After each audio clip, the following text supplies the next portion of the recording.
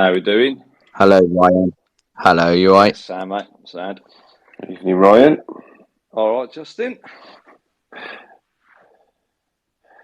Just been watching the Stoke game and interesting with Philogene Bidace. How did he get on? Did right, to be fair. He did it, yeah. His first start, full 90 minutes, hit the post. Did well. Who was it? The championship was suiting, wasn't it? Apart from seeing the worst refereeing display I've seen this season, it was a typical championship game, yeah. Did he play on the left? I'm just looking at the lineup. Left, Did I? left winger. But Stoke should have had a player. Huddersfield should have been down to 10. And then the player that should have been sent off scored. And then he missed a blatant penalty for Stoke as well. So I think Stoke will be a little bit annoyed this evening from that. I'm seeing Jonathan Hogg in that Huddersfield lineup. Yeah, Remember him? I was going to look at Hogg actually. He's been there a few years, hasn't he? Now. I remember him. Yeah, I don't think he played much for us, but he went there and he's their captain now. I think he's been there quite a few years. Yeah, remember him having a decent game against United? Remember under Houllier? And we sort of played him, and I think it was him and Barry Bannon in the middle. Yeah, he played 5 It was times. 2-2, wasn't it? 5 times for us. He's been at Huddersfield for 9 years, played 259 games, so he's had a good career there, to be fair.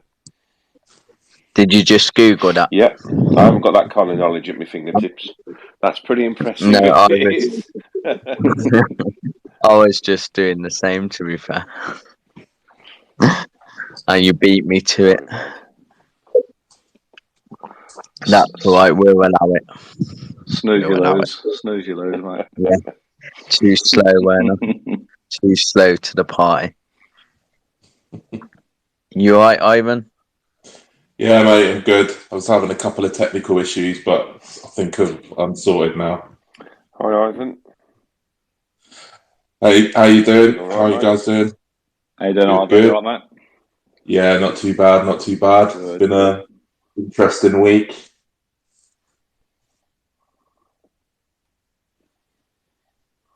Sorry, got distracted. I've been an interesting week with lots going on, I guess. So yeah, glad it's the weekend. Yeah, because considering we're not playing, it's never a dull moment, is it? Following the Villa. Yeah. Well, when you think it's all going quiet, all of a sudden we've signed someone left field that nobody saw. So, yeah, I do love a covert Villa signing that just gets announced. I don't think you can't beat that, can you? no, not in the slightest. But I have to say, like, Don Lange is just absolutely killing it at the moment. Well, I think everybody knows my appreciation of the Don. Yeah, And my profile picture. Obviously, ever changing. Although I'm disappointed there wasn't a picture of him and Callum Chambers, so I couldn't change mine. So very disappointed.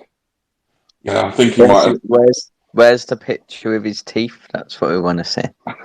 He's building up to that for the big one next week on Monday when he drops the Pentacore one. It'll be a massive smile. Plus that'll be his job done for this window, so I'll be able to go and relax for a few months. Do you reckon that who it will be? Do you?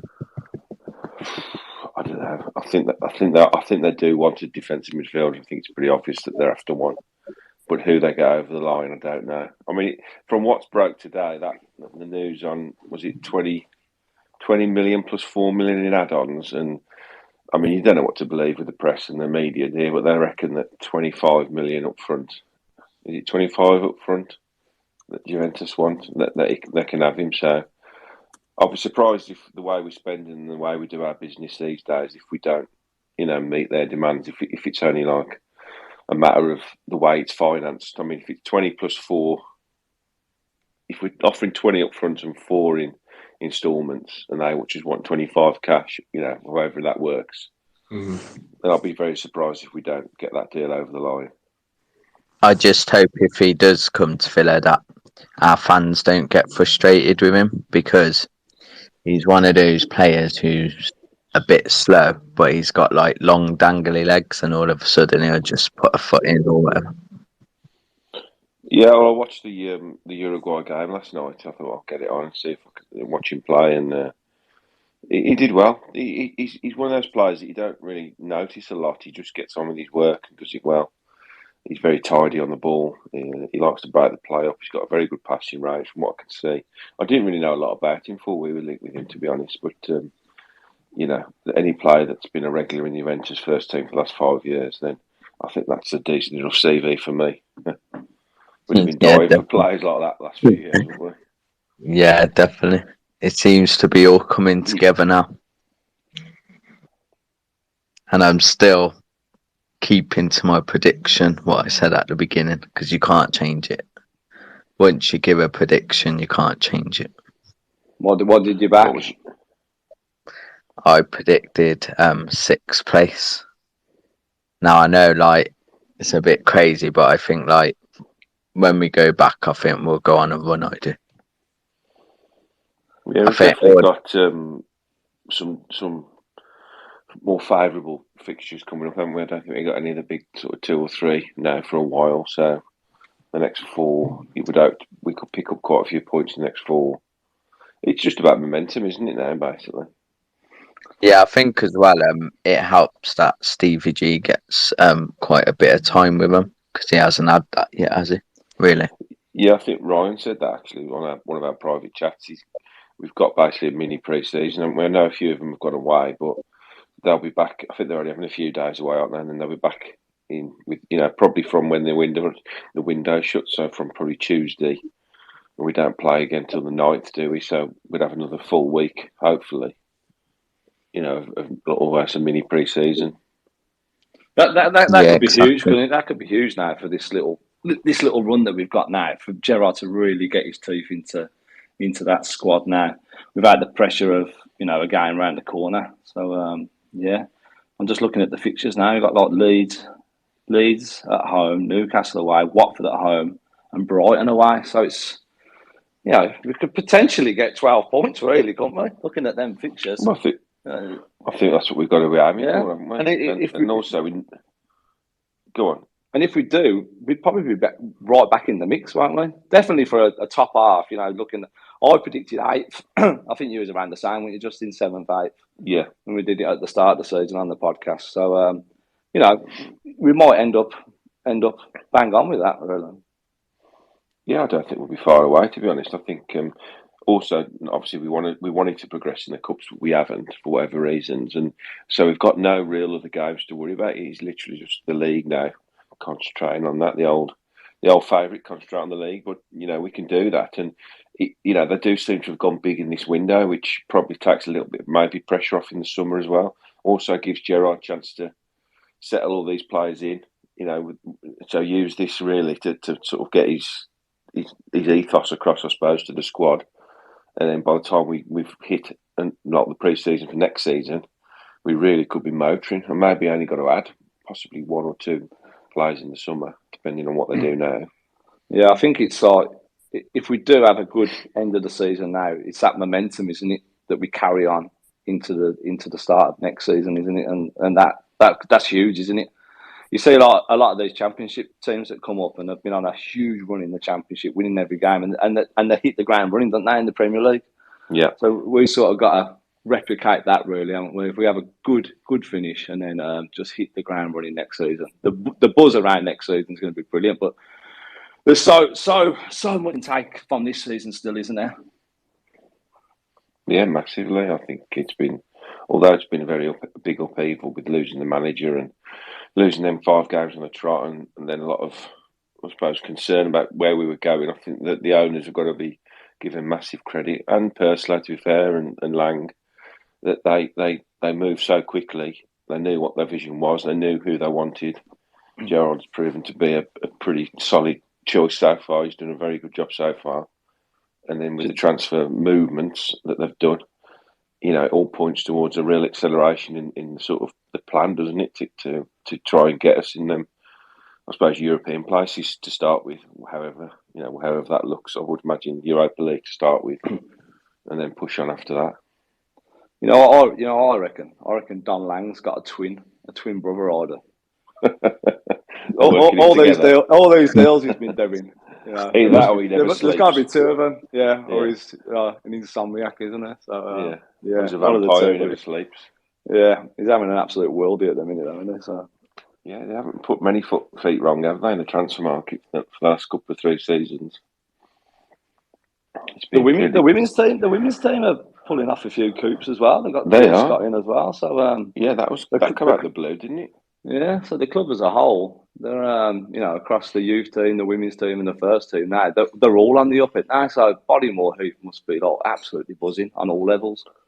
I mean, you look at where we was. I know we always talk about this, being Villa fans. It's not that long ago we were Championship and really not knowing what the future holds. And now you look at, like you say, every aspect of the club is just so well run. And they're not just focusing on the men's team, the women's teams. They've got a real bee in their bonnet to really compete in that league as well, haven't they? Which is great. And then obviously in the future, they've got this, looks like, an MLS franchise opening up maybe, which, I think we all hope won't affect their concentration on us, but that doesn't seem to be the way they're looking at it. It's almost a bit of to go alongside us, doesn't it? So hopefully that's the plan. So it means every pre-season then we all get to nip off to Vegas then, don't we? Yeah, I think Luke's already said he's going to pay for us to do it up the Villa podcast in Vegas, didn't he, Ryan? Oh, that's right. Yeah. I know he's listening, so hopefully a special episode live from Caesar's Palace. Yeah, we could be at one of the casino or something. Yeah, that'd be nice. Yeah, that's it, mate. Get your money out, Luke. We'll dust off the passports, kiddo. Pre-season tour. Yeah. I'm surprised Luke don't want to come on, to be fair. He can come on if he wants. Come on, Luke. If you want to come on, Luke, you can come on. I'm not sure I think he's got something to do after this. I'm not sure he's got much time, but he said he'd come on and have a listen for a bit. So it's been very interesting. Yeah, very interesting week. The Callum Chambers deal came out of the blue, didn't it? I was at the cinema and I turned my phone on afterwards and had about 300 missed messages off everyone. So yeah, but I think it's a lot of people have been saying things on Twitter and a lot of chats I've been in and threads I've been in, and there's so many players over the years that we've dropped like that have gone on to have good solid time with us, haven't they? Like go back to a few was like Colin Calderwood. It's very reminiscent of that. Simon Grayson, Steve Watson.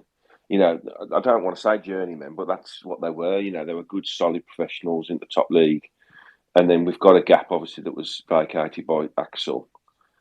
And then you've got, you need, what do you do? Do you go out and spend a lot of money on a first choice centre half that's going to come straight in and play, which is very difficult, especially in January, or do you just try and fill the gap? And I think they've done that, but they've done it without spending any money, which, you look at his record. And I think I was talking to my brother, actually, and he went on loan to Fulham, I think, and he played a lot there.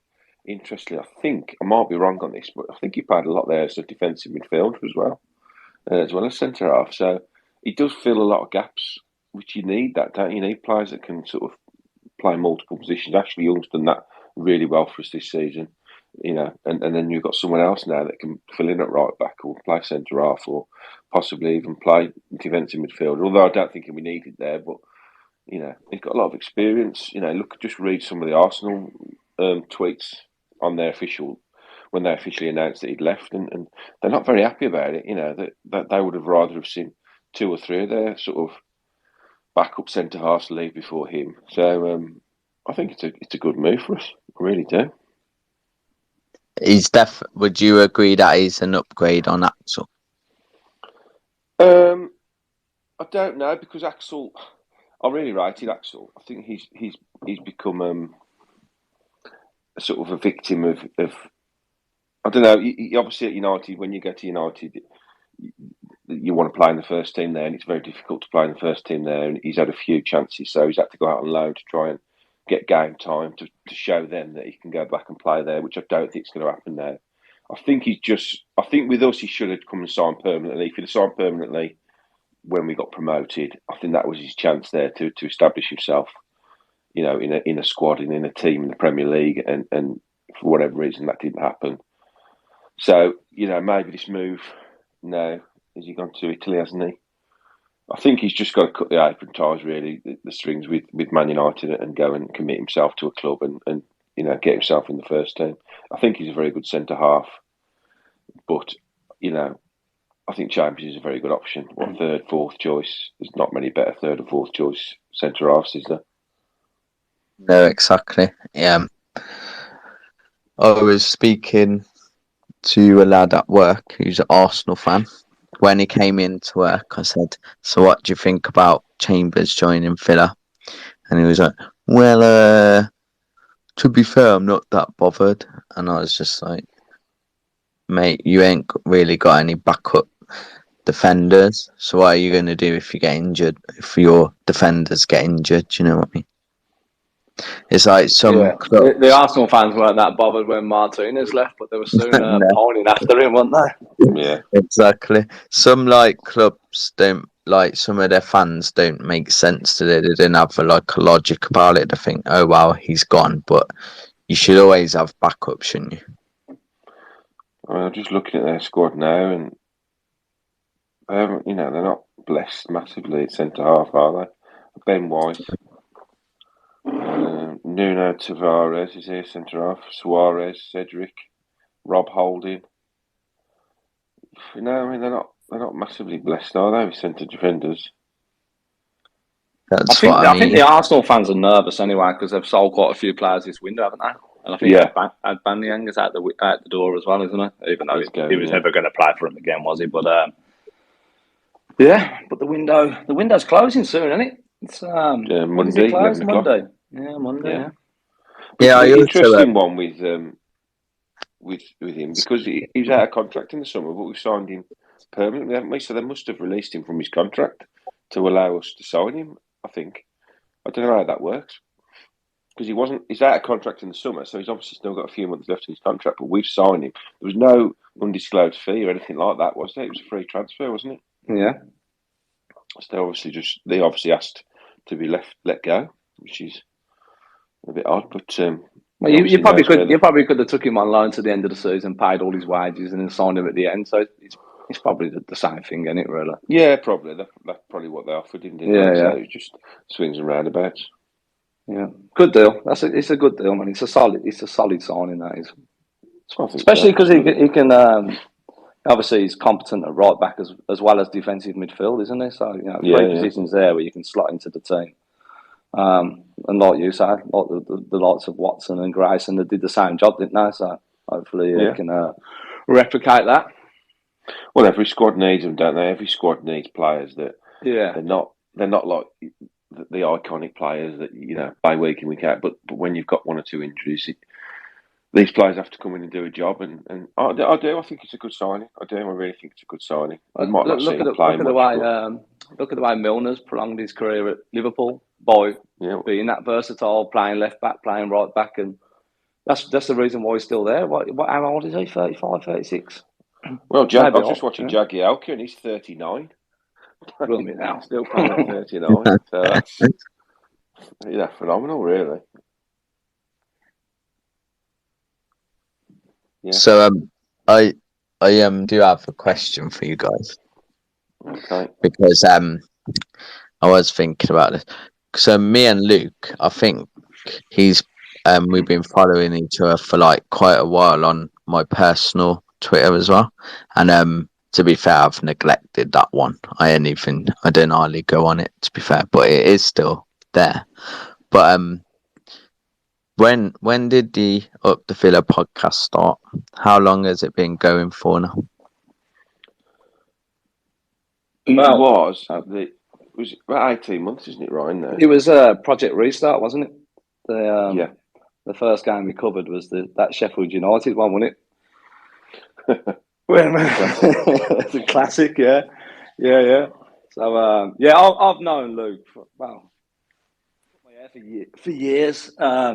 He works in quite a fashionable salon, and it was building up. Yeah. It was Tony and Guy. Tony and Guy, yeah. And it was building up to my wedding, and my sister brought me a gift voucher for it. Said, go and have a proper haircut before you get married, And I thought, I ain't too keen on that. So I had a look through the list of the stylists, and there's this kid Luke there. I thought, I'll have the bloke.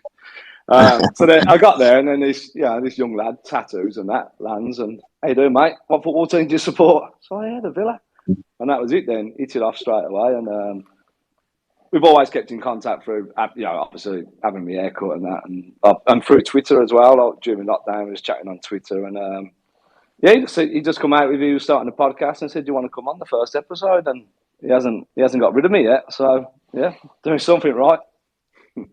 Yeah, that's kind of how this started. At first, I was just doing it for like a mess around, and then like Ivan came on, and I was like, I liked the way he like spoke about football and Villa and that. So then I asked him, and then there was another lad, and then another lad, and then so kind of the same sort of thing, if you get what I mean. I think these things just evolve, don't they? I mean, I've known Luke many years as well. I work in the same town as he does, and he's been coming in my shop for years, and we always just talked about the Villa, to be fair.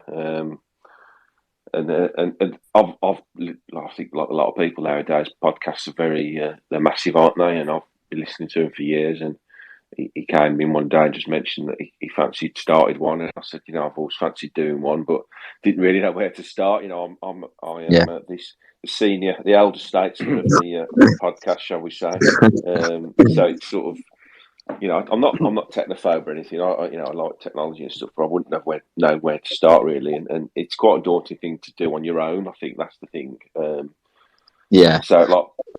So he just said, "Do you fancy if I started one up? Do you fancy like coming on and talking?" Because he'd heard me talk a bit on WM. I did a thing called the Takeover a few years ago on WM when they basically asked people if they want to come on and actually be on the show, and I managed to get on, and I did a show with Branksy on the football phone-in.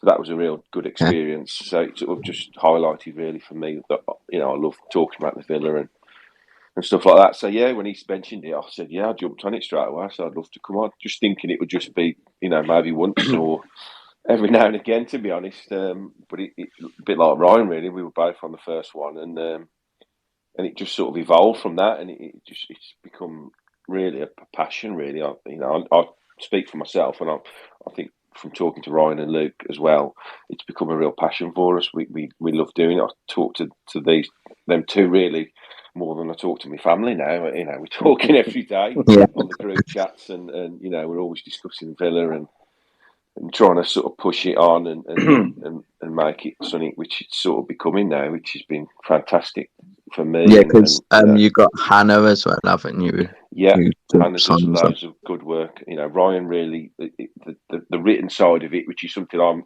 interested in as well. But Ryan started the website. He can probably tell you a bit more about that. But it sort of emerged really well. It become a whole now. Do you know what I mean? You've got the written side of it, so people learning the trade. Really, a lot of young aspiring writers come on, and the work they do is fantastic.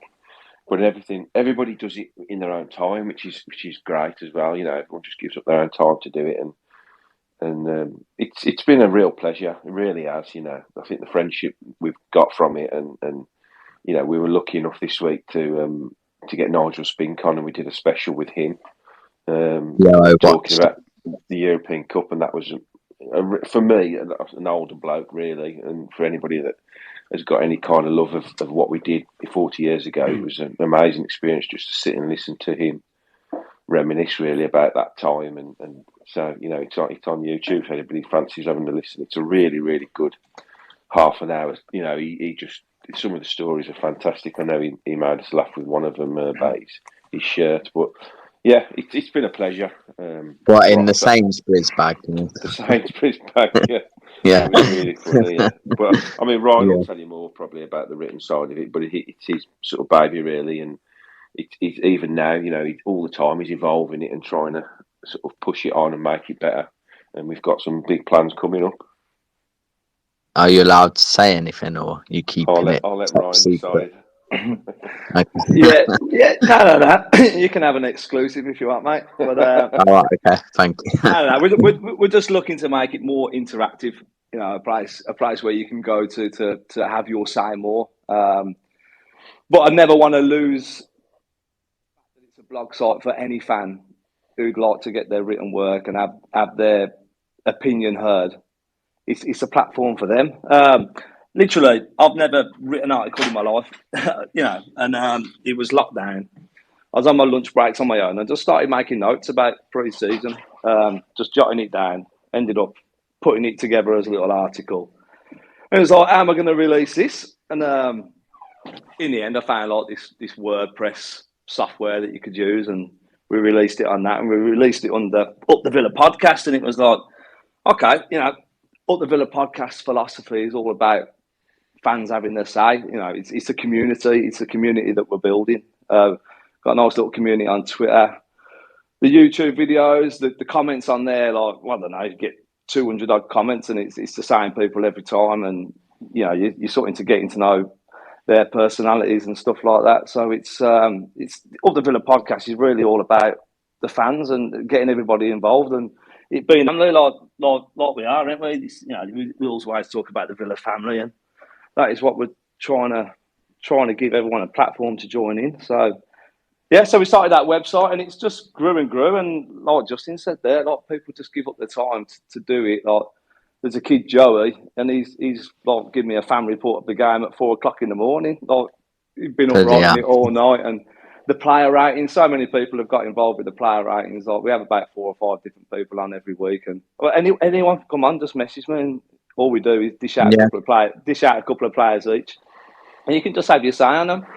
Give them a rating, and you're part of that article. So it's gone down really well, and people have loved to get involved, and it just gives these young writers an opportunity to express themselves, put themselves out there, get their work out there, and just give them experience. And like you said, they're doing it for the love of it, and like we all are. So it's been really good. So hopefully that it will continue to grow, and we're going to try and integrate it more with the podcast as well. So it's going well.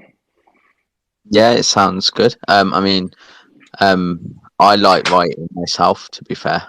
But I've never really wrote anything like that. But I do quite like writing. So that's the thing. Like, with Hannah and Joey and that, they all help out with the editing as well. So it's not like you can write something or put it out there and it's got grammar mistakes in, or it doesn't flow quite well. Yeah. We help, we help. You bring that article to life and give it to a good standard. I'll back Ryan up on that. I mean, I'm not massively great with my grammar and my spelling. It wasn't one of my fortes at school, but I do enjoy trying to get sort of stuff written and put down. I've been trying to sort of play through a bit of a series that I've been doing. But, like I say, it's very difficult because we all work full time. We've all had to get through COVID, and, it's been a very difficult, launching this has helped massively, I think, for us. And we've had a lot of messages, people saying how much it's helped them through really difficult times. And, for me personally, it has helped me hugely with a lot of things and things going on in your private life. But, but the writing side, you haven't got to be an A-star writer or an English, student. You just get stuff down, and there's lots of people out there that can help and get stuff, published, and that's what it's about. Like Ryan said, and it's true. It's the community, the Villa community. I'm sure everybody listening now, they're in probably multiple groups of Villa fans just talking constantly. I'm in 5 or 6, all talking about the same thing. Your week revolves around the Villa, doesn't it? Your life revolves around the Villa. Yes, your families and stuff are very important, but that game on a Saturday or a game on a Wednesday, it makes or breaks your week, doesn't it? And it's such a great thing to be involved with. When you get down Villa Park, 42,000 people all wanting the same thing, and so it's important. Where we came from not that long ago, to go through what we all did and nearly losing the club and being on our knees, horrendous position. I never thought I'd see that in my lifetime. A club of our size and stature be put where it was. So when you've had an experience like that, it makes you appreciate it even more now. What's happening now to us, and I think all fans think they deserve to be successful, but it just doesn't happen overnight. You have to work hard at it, and that's what's happening now. And we are getting somewhere, and I think the podcast really, I think Luke said this a few times, you know, we started it at one of our lowest sort of ebbs, really. We were fighting for our lives, you know, looking like we could go down, and you know, it's grown and been sort of becoming a success alongside the Villa, really. And you know, I'm a member of the Villa Supporters Association, which for me doesn't really do a good enough job to sort of unite fans, you know, because if everyone was in a bad position again, you need the fans to pull together and you know, to question things when they go wrong. So it's an important part for me to get fans together and get them talking and debating. Yes, it's going well now, but you never know what's around the corner. So fans talking is so important. Yes, certainly. I mean, with the COVID thing, I think when it first started, I think it kind of, although it was a bit annoying, it also gave people to try and do something in the time that they were stuck at home or whatever. And like, for me personally, I am, because I got 3 little kids or whatever, and we used to just go on daily walks and that. But for something like to do at night when they was in bed, I just I randomly started like I don't know if any of you play video games, but Yes. I did a FIFA tournament. It started as a tournament, and I just found some people I knew, and then others I just found random players, and I just did like a tournament. And then the next time, because I had loads of interest, then I did a league. And while it did, it basically all these people who were like mentally struggling, it kind of kept them busy, if you get what I mean. Yeah, So, I agree. And then we even went to doing it for money then. So everyone put like a £5 in. And if you won, obviously you got the whole thing. I never won. I didn't even get anywhere near it, but it was just a bit of fun. So yeah, it's brilliant, the platforms that you've got now, isn't it? Because, well, me as a Villa fan, well, 17, 18, 19, you'd see your mates in the pub and talk about the football, and that was about it then, really. Or you'd see people down the game then. You didn't have this, you've got like 24/7 round the clock content going on. Yeah, you've got this Villa community on Twitter, you've got your Facebook groups, your Instagram groups, and you know, all these FIFA groups and everything, and your WhatsApp groups. So it's there all the time, isn't it? And it's really good. It is really good, man. I think the closest thing I came to when I was a kid growing up was the fanzines, which was always heroes and villains for me, which was fan written. Dave Woodall, I think he's done knocks about now, and you know, I used to buy it every home game behind the Holt End, and you just read all the fans' comments and letters and stuff, and that was really the introduction for me for sort of fan opinion. You know, you'd have your group of mates, but you know, they were just the same mates every week, weren't they? Or you person you sat by in the ground or whatever. But that was really an insight into how fans can come together and sort of discuss things. And like you say, Ryan, that the advent of technology has just blasted it, hasn't it, over the last few years? It's on your fingertips now, isn't it? You know, yeah. You can voice your opinion. You know, some bad, but a lot of it. My experience with Twitter has mostly been good.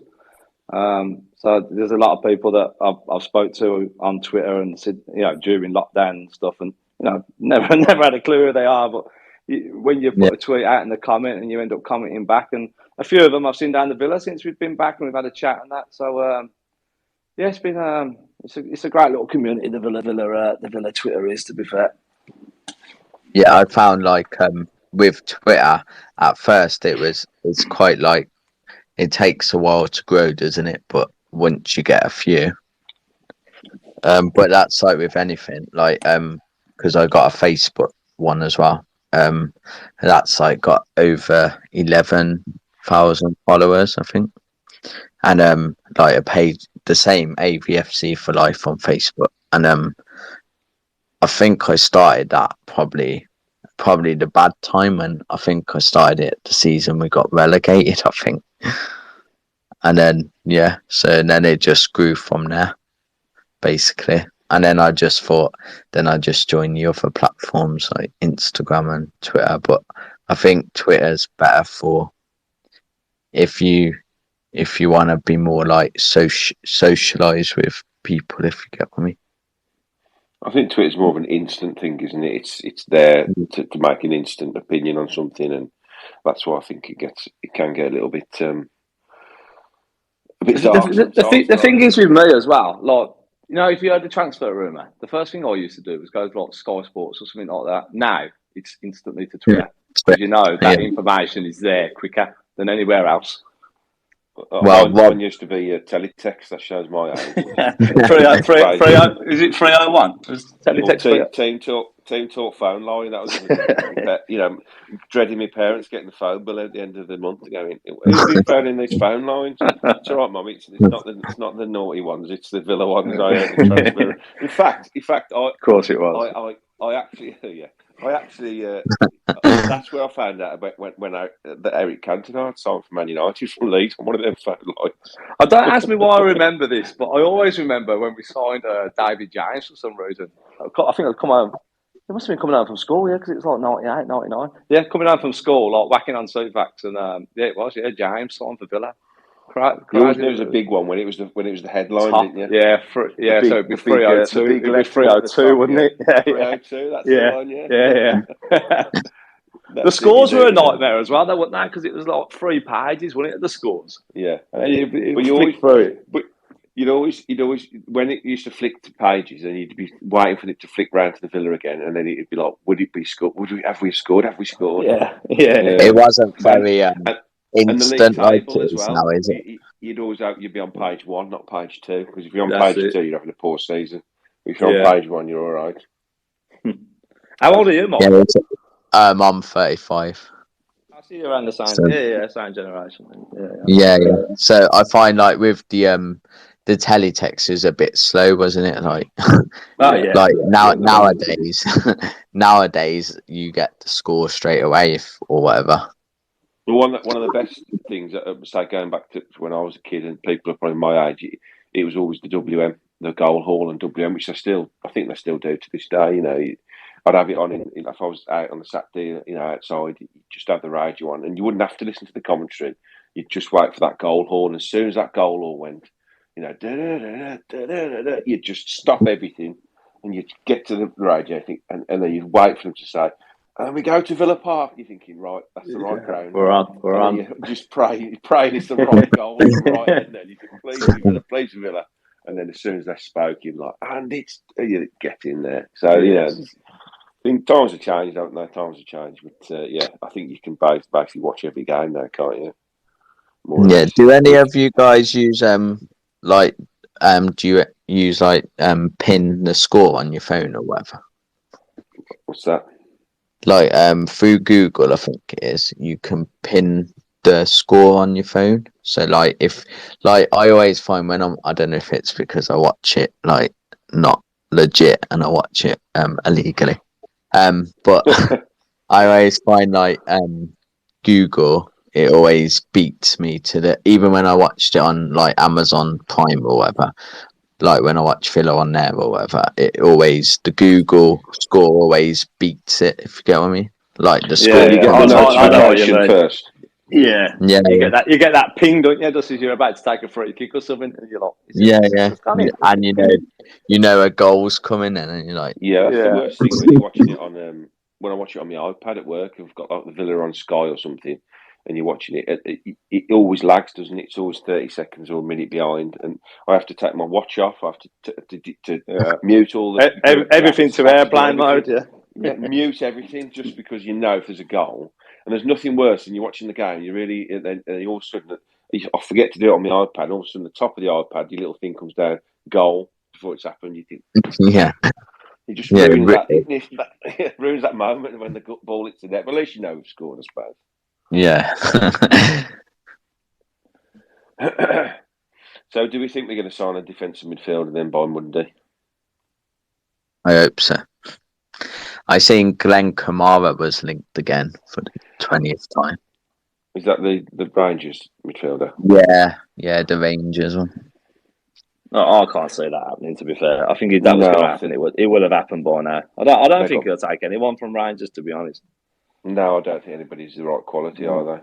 No, I thought he might have gone for Tavernier, is it Tavernier, the right back, because he was the captain there. He half decent right back, but I think his sights are set on top players now. And you're looking at where he's shopping there. He's shopping in Waitrose at the moment, and he's looking for Harrods, isn't he? I think that's where we are. Yeah. That's where we're going there. He's got some gift vouchers to spend, hasn't he? Yeah. I heard Adrissa Gay's coming back. I tell you what, look, you look back at that squad and the players that didn't make it in that squad. It was a travesty, really. But I think I put it down to the atmosphere within that camp just wasn't right, was it? When you look you had ringleaders, didn't you? Well, that ridiculous thing that Gabby was saying the other day on Talksport, it just really annoys the hell out of me. Things like that. But you'd probably take a lot of them players back there, really. I think the player he was on about was I heard was Chris Hurd, but I'm not sure.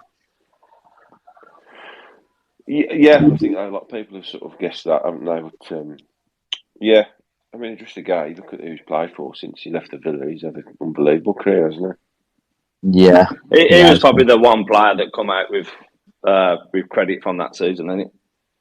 Yeah. I always liked Verity as well, but he just couldn't get going. Yeah. He'd be a good signing now, wouldn't he?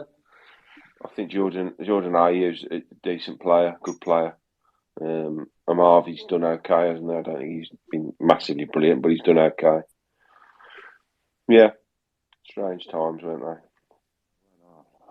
Anyway, we're getting all depressing, aren't we now? Yeah. No, I think you have to, like I say, you have to look back at the bad times to appreciate the good times now, don't you? Yeah. I think the worst thing about that was I think they should have just kept Sherwood, I think. Whoa. I think there's a lot of mistakes made with managers there, weren't there? I mean, I think Everton have seen that now. They're burning through managers. They got Lampard, don't they now?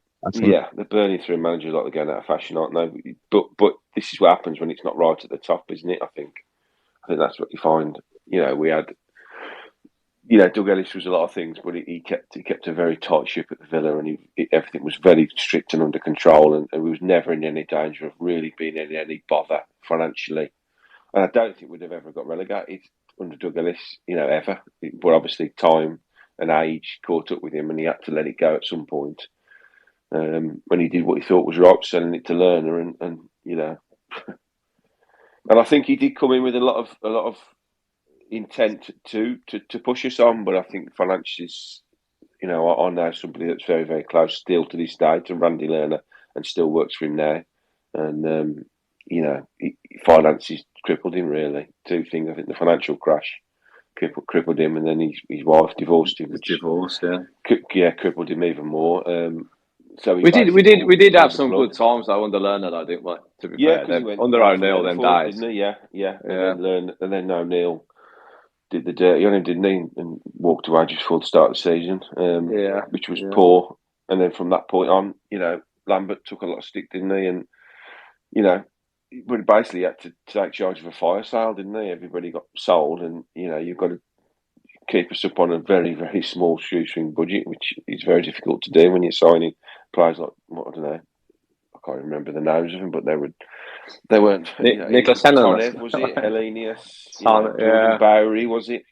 Oh, Jordan Bowery, that was shocking. That was, so it's no wonder, is it? And then you got the bad eggs of the squad with, like Gabby was saying, we're not going on a all expensive pay trip to Portugal for a training camp because we don't want to go. It's just beggars belief. Bad attitude, isn't it? Yeah, it is. Yeah, but we've recovered, and we're back to where we want to be, aren't we? Yeah, I think personally, do you remember after we drew 1-1? Was it? Yeah, we drew 1-1 against Moscow, didn't we? Was it CSK Moscow in the Europa League? Yeah, and then we played Stoke. Was we playing the away leg? I think we was playing the away leg. But anyway, we'd lost the away leg because he'd left everybody at home, didn't we? Because we had Stoke the next game on the Sunday. And that was we were 2-0 up, weren't we, with like 5 minutes to go, and flipping. I think Whelan got the equaliser, and I look back now, and I think that was the point where we started to decline, all the way to relegation. I think that was the moment then where the bubble completely burst. He'd give up on Europe. We drew that game, and I just think that moment there, that I'll just pinpoint it back to that, and I've just got a feeling now, another 2-2 draw, the one that we had against United. I just feel that, I don't know, 3 or 4 years' time, we'll look back on that result and go, you know what? That is where it started. That is when we was attracting players like Coutinho, and he was making a difference. And I feel we are on the verge of building something great now. I think we're in for a real good 3, 4, 5, 6 years now following the Villa. Yeah, I agree. I think, like I said, I think they've accelerated the plan now, haven't they, with these signings? Obviously, the money from the Jack sales is still there, and I think it's a matter of if a player's available and they can improve us, they're going to just do it, aren't they? And obviously, Gerrard is the reason Coutinho signed, and it sounds like probably the main reason that I can't think of his name now, from Dean signed from Everton. Yeah. So it's having a big impact, isn't it? Which I think is what Perslow's idea was, wasn't it? You get the right man at the top. The money situation is there. You just get the right manager to attract the players in. The club size helps massively. Obviously, we're a huge club. We've always known we're a huge club, but when you're down the bottom of the Premier League and in the Championship, it don't matter how big your club is. As maybe Everton and Newcastle are going to find out over the next 12 months, possibly, if one of them drops. It don't matter. You know, if things aren't being run properly, it don't matter how big your stadium is or how many fans you've got, you're in trouble. But we've got a big fan base, and we've got a passionate fan base, and if we could have just found the owners, which we did, you know, it's a miracle, really, isn't it? Yeah. What's your thoughts on Gerrard, Mark? I think he's brilliant. I was one of the ones when he was first linked.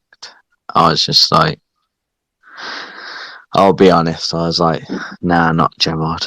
I didn't know who, to be fair, but I was like, nah, not Gerrard. And then, basically, leading up to the week before he joined, I watched, I don't know if any of you've watched his thing on Amazon, whatever it's called. Yes, I have, yeah. Yeah, I watched that, and then I also listened to, I don't know if you've listened to any of the High Performance podcasts. Yeah, that's the one I watched, yeah. Yeah, and then I watched, yeah, and then I watched that one, and I was just like, from then I just like wanted him, if you get me. Yeah, I was exactly the same as you. I thought, you know what, Perslow's just getting his mate in. It's a bit of an ego trip, and I was exactly the same. And I watched them same 2 programs, and I watched one about Beale as well. We did the podcast the next day because he was rumoured, and we was just all buzzing. We thought, this is the man. We've got to get him in.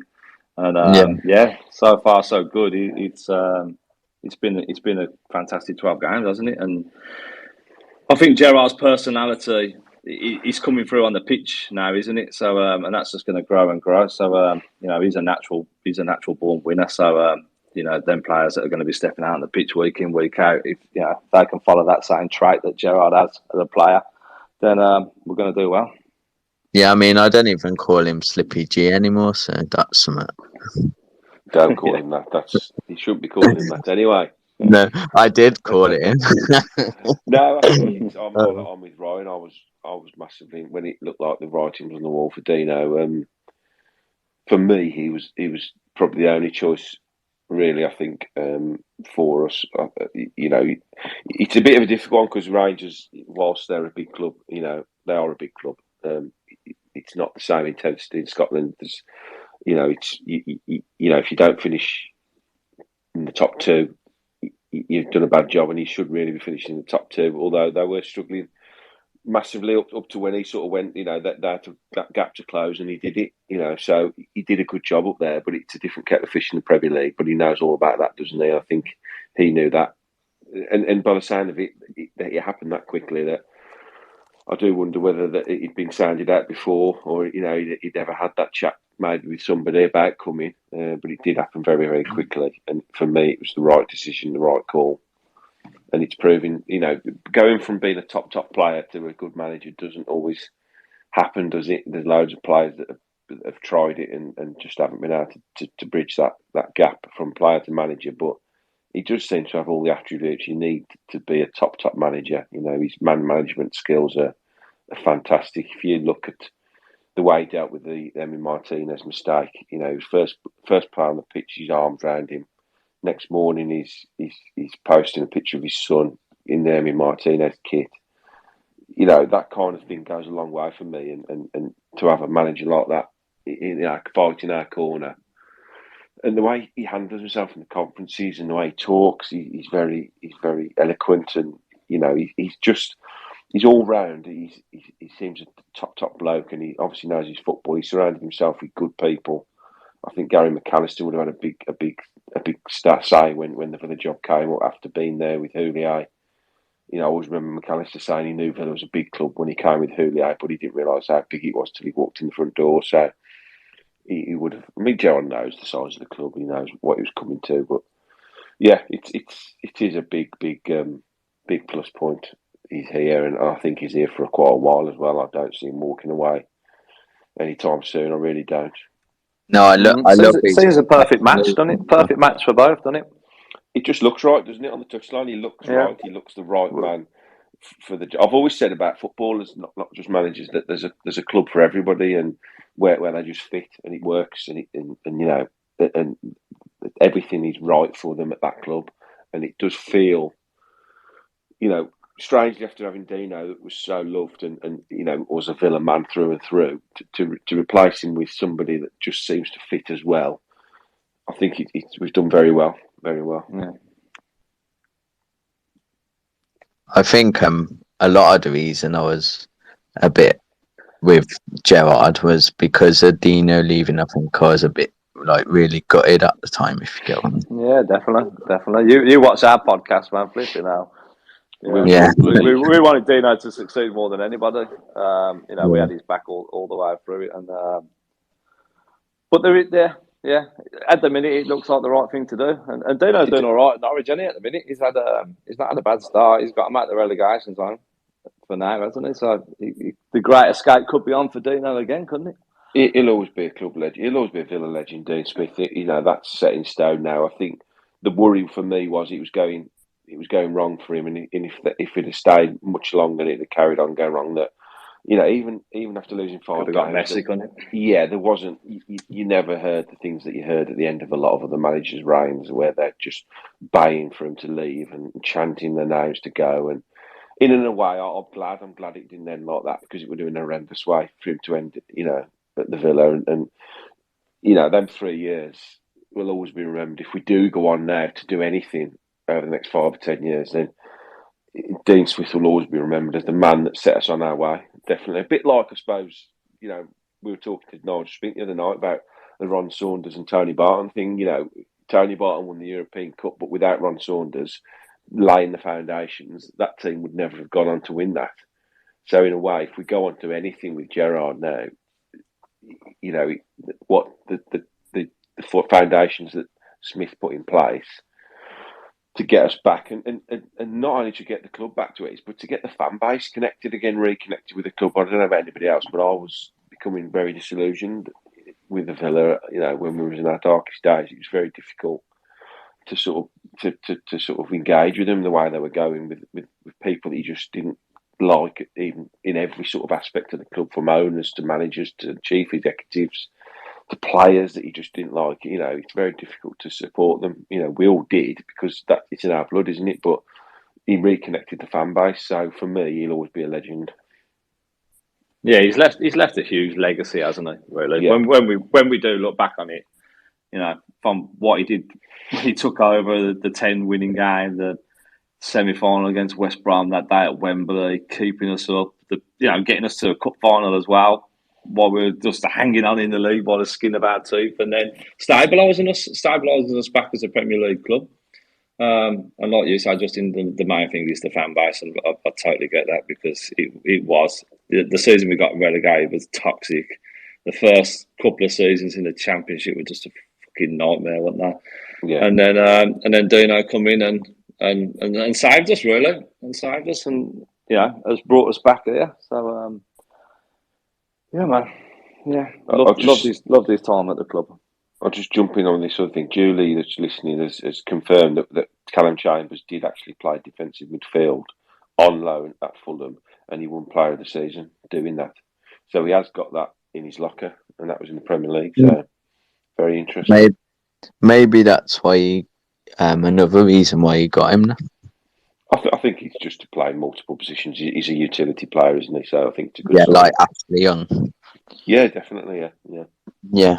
Well, he's still only 27, and so he's still got a few years left in him. Yeah, massively. So what do you think of the rumours like Dougie, Matty Cash, and obviously John McGinn? Well, I think we're going to have to put up with this kind of thing, aren't we? Because we've got a squad now full of players that are very, very good footballers, aren't they? And as we've seen over the years, that when you've got good players, then the clubs want them, don't they? So I think we're just going to have to put up with these rumours. I'm not convinced there's a lot in any of them particularly. I think that possibly, I don't know. I think there may be something that in the Louise one to Arsenal, possibly. I don't know. I don't see us letting any of them go in the short term, if I'm honest.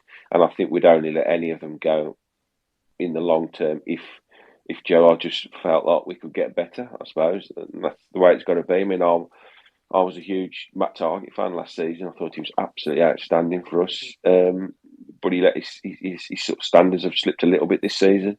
And then he's replaced, but he's replaced with a player that's got massive pedigree and he's a top player. So I think this is just something we're going to have to sort of accept is going to happen. The higher up we go, then this kind of thing's going to happen. It's going to happen to players that we really like. I'm a massive Ollie Watkins fan and Tyrone Mings. I know he gets a lot of stick. I'm a big Tyrone Mings fan. But once that squad's in place, if any player in that if any players in that 11 don't keep progressing and keeping their standards high, they're all going to find it that possibly to be replaced. It's just the nature of top flight football and where we're heading. The top four. If you don't keep your levels up, you will be replaced. Yeah. What about you, Ryan? Yeah, I agree with Justin, and it's a case of not getting too emotionally attached to these players. Like Douglas Luiz is like a massive fan splitter, and he's like some love him, some are not so keen. But pardon? Like Marmite. Yeah, like Marmite, but he's been playing that number 6 role, and it's not his position, is it? And he's been doing okay. He's been doing okay, but there's just certain games where we've been overrunning the midfield, and we need that nasty number 6 just to break up the play. But other games when we've been in control, he's ticked the game along nicely. Gerrard pushed him up into the number 8 position when Nakamba was there, wasn't he? And he was really good. So I think back to the Man City game. He was superb that game in the number 8, but I don't know. He doesn't score. He hasn't scored for nearly 2 years. He doesn't really create assists, does he? So I think he don't have many shots either, does he? Really? No. So if he is that number 8, he will have to step it up, because the way Ramsey's kicked on this season and McGinn, he's going to have to try and get in there. But that's what we want now. That we want a squad with that type of competition. And if we are to be more possession based, then Louise is good at that. He rarely loses possession. He's calm, isn't he? And he'll keep things ticking over for us. And a lot of it goes unnoticed, to be fair to him. But we signed Cash for like 16 million. The club might even look at it and go, you know what? If we can sell him for 40, we've got the young lad Kane. Kessler coming through, or we could get XY player for 20 million. So you're going to make 20 million on Cash and get the next guy in. So yeah, I fully trust whatever the board goes, or if they sell someone that we don't quite think's right. I've got 100% trust in this board and what we're doing. We always seem to have a plan. So I'll just back whatever this board's doing. To be fair, I think it was interesting that Gerard did say that he about Louise that he's basically playing. He has been playing out of position in the six, and he's done a fantastic job. So I think that was an interesting sort of soundbite. I'm sure I read that Gerard said that. So it definitely points that he wants that nasty six, doesn't he, to come in, which we've been crying out for since we got promoted, haven't we? Really. And I think at the moment that seems to be the last piece of the jigsaw for this window, and it would be interesting to see if we got one where we could go. It's not complete. It's not completely the end of the world if we don't, is it? No, really? I agree. Yeah, because you've got the summer, and Louise has been doing okay, and the Camber coming in. It's such a shame he got injured because he found his confidence. He found his confidence. I think someone mentioned he's quite a shy guy, and he looked like Gerard just brought the best out of him, and he was flying. He was playing the best football. He couldn't pass it 5 yards before Gerard coming. He was pinging balls everywhere, and he was awesome. So it's such a shame that happened. But how long was he out for? 12 weeks. He's out for the season, isn't he? I think. Oh, is he gone for the season? I think so. Yeah, more or less. I think they basically wrote him off for the season. I think if you'd have said at the start of this window with a signing Philippe Coutinho, Luca Dean, a decent backup keeper, and Callum James on a free, you'd have said that's not a bad window, is it? Exactly. We would have been still upset. Especially because normally we just sign players like Borja Baston in January. Well, it's just a phenomenally difficult time to do business, isn't it, January? But it's almost like Villa have ignored that and just said, no, it's not. We can easily do this and do this. And I think that lad they signed from Scotland, the centre half, if you look at his career sort of trajectory and how well he's done it, it's another prudent signing for the future, If he can come in and have a decent 6 months to settle in and kick on, it could be one for the future as well. We do so many good stuff, and we sign so many good young players as well in the academy. I've got a friend, one of my wife's best friend's sons in the academy. He's playing in the 18s, and he's already made his debut in the 23s, and he's only 17, and he's from school round the corner from me, my daughter's school, and he was a tiny little dot when he was little, and the Villa, phenomenal little footballer, always stood out above everybody else, and the Villa's taken him. He was there, been there since he's 7, and he's moving through the ranks now, and I followed his progress, and because of that, I've watched a lot of that age group as well, and every team's littered with top young players. I haven't managed to get down to Bodymore and watch a game yet, but that's something I definitely want to do. Go and watch a couple of 3. I've subscribed to the 12-month thing on Villa TV where you can watch them as well.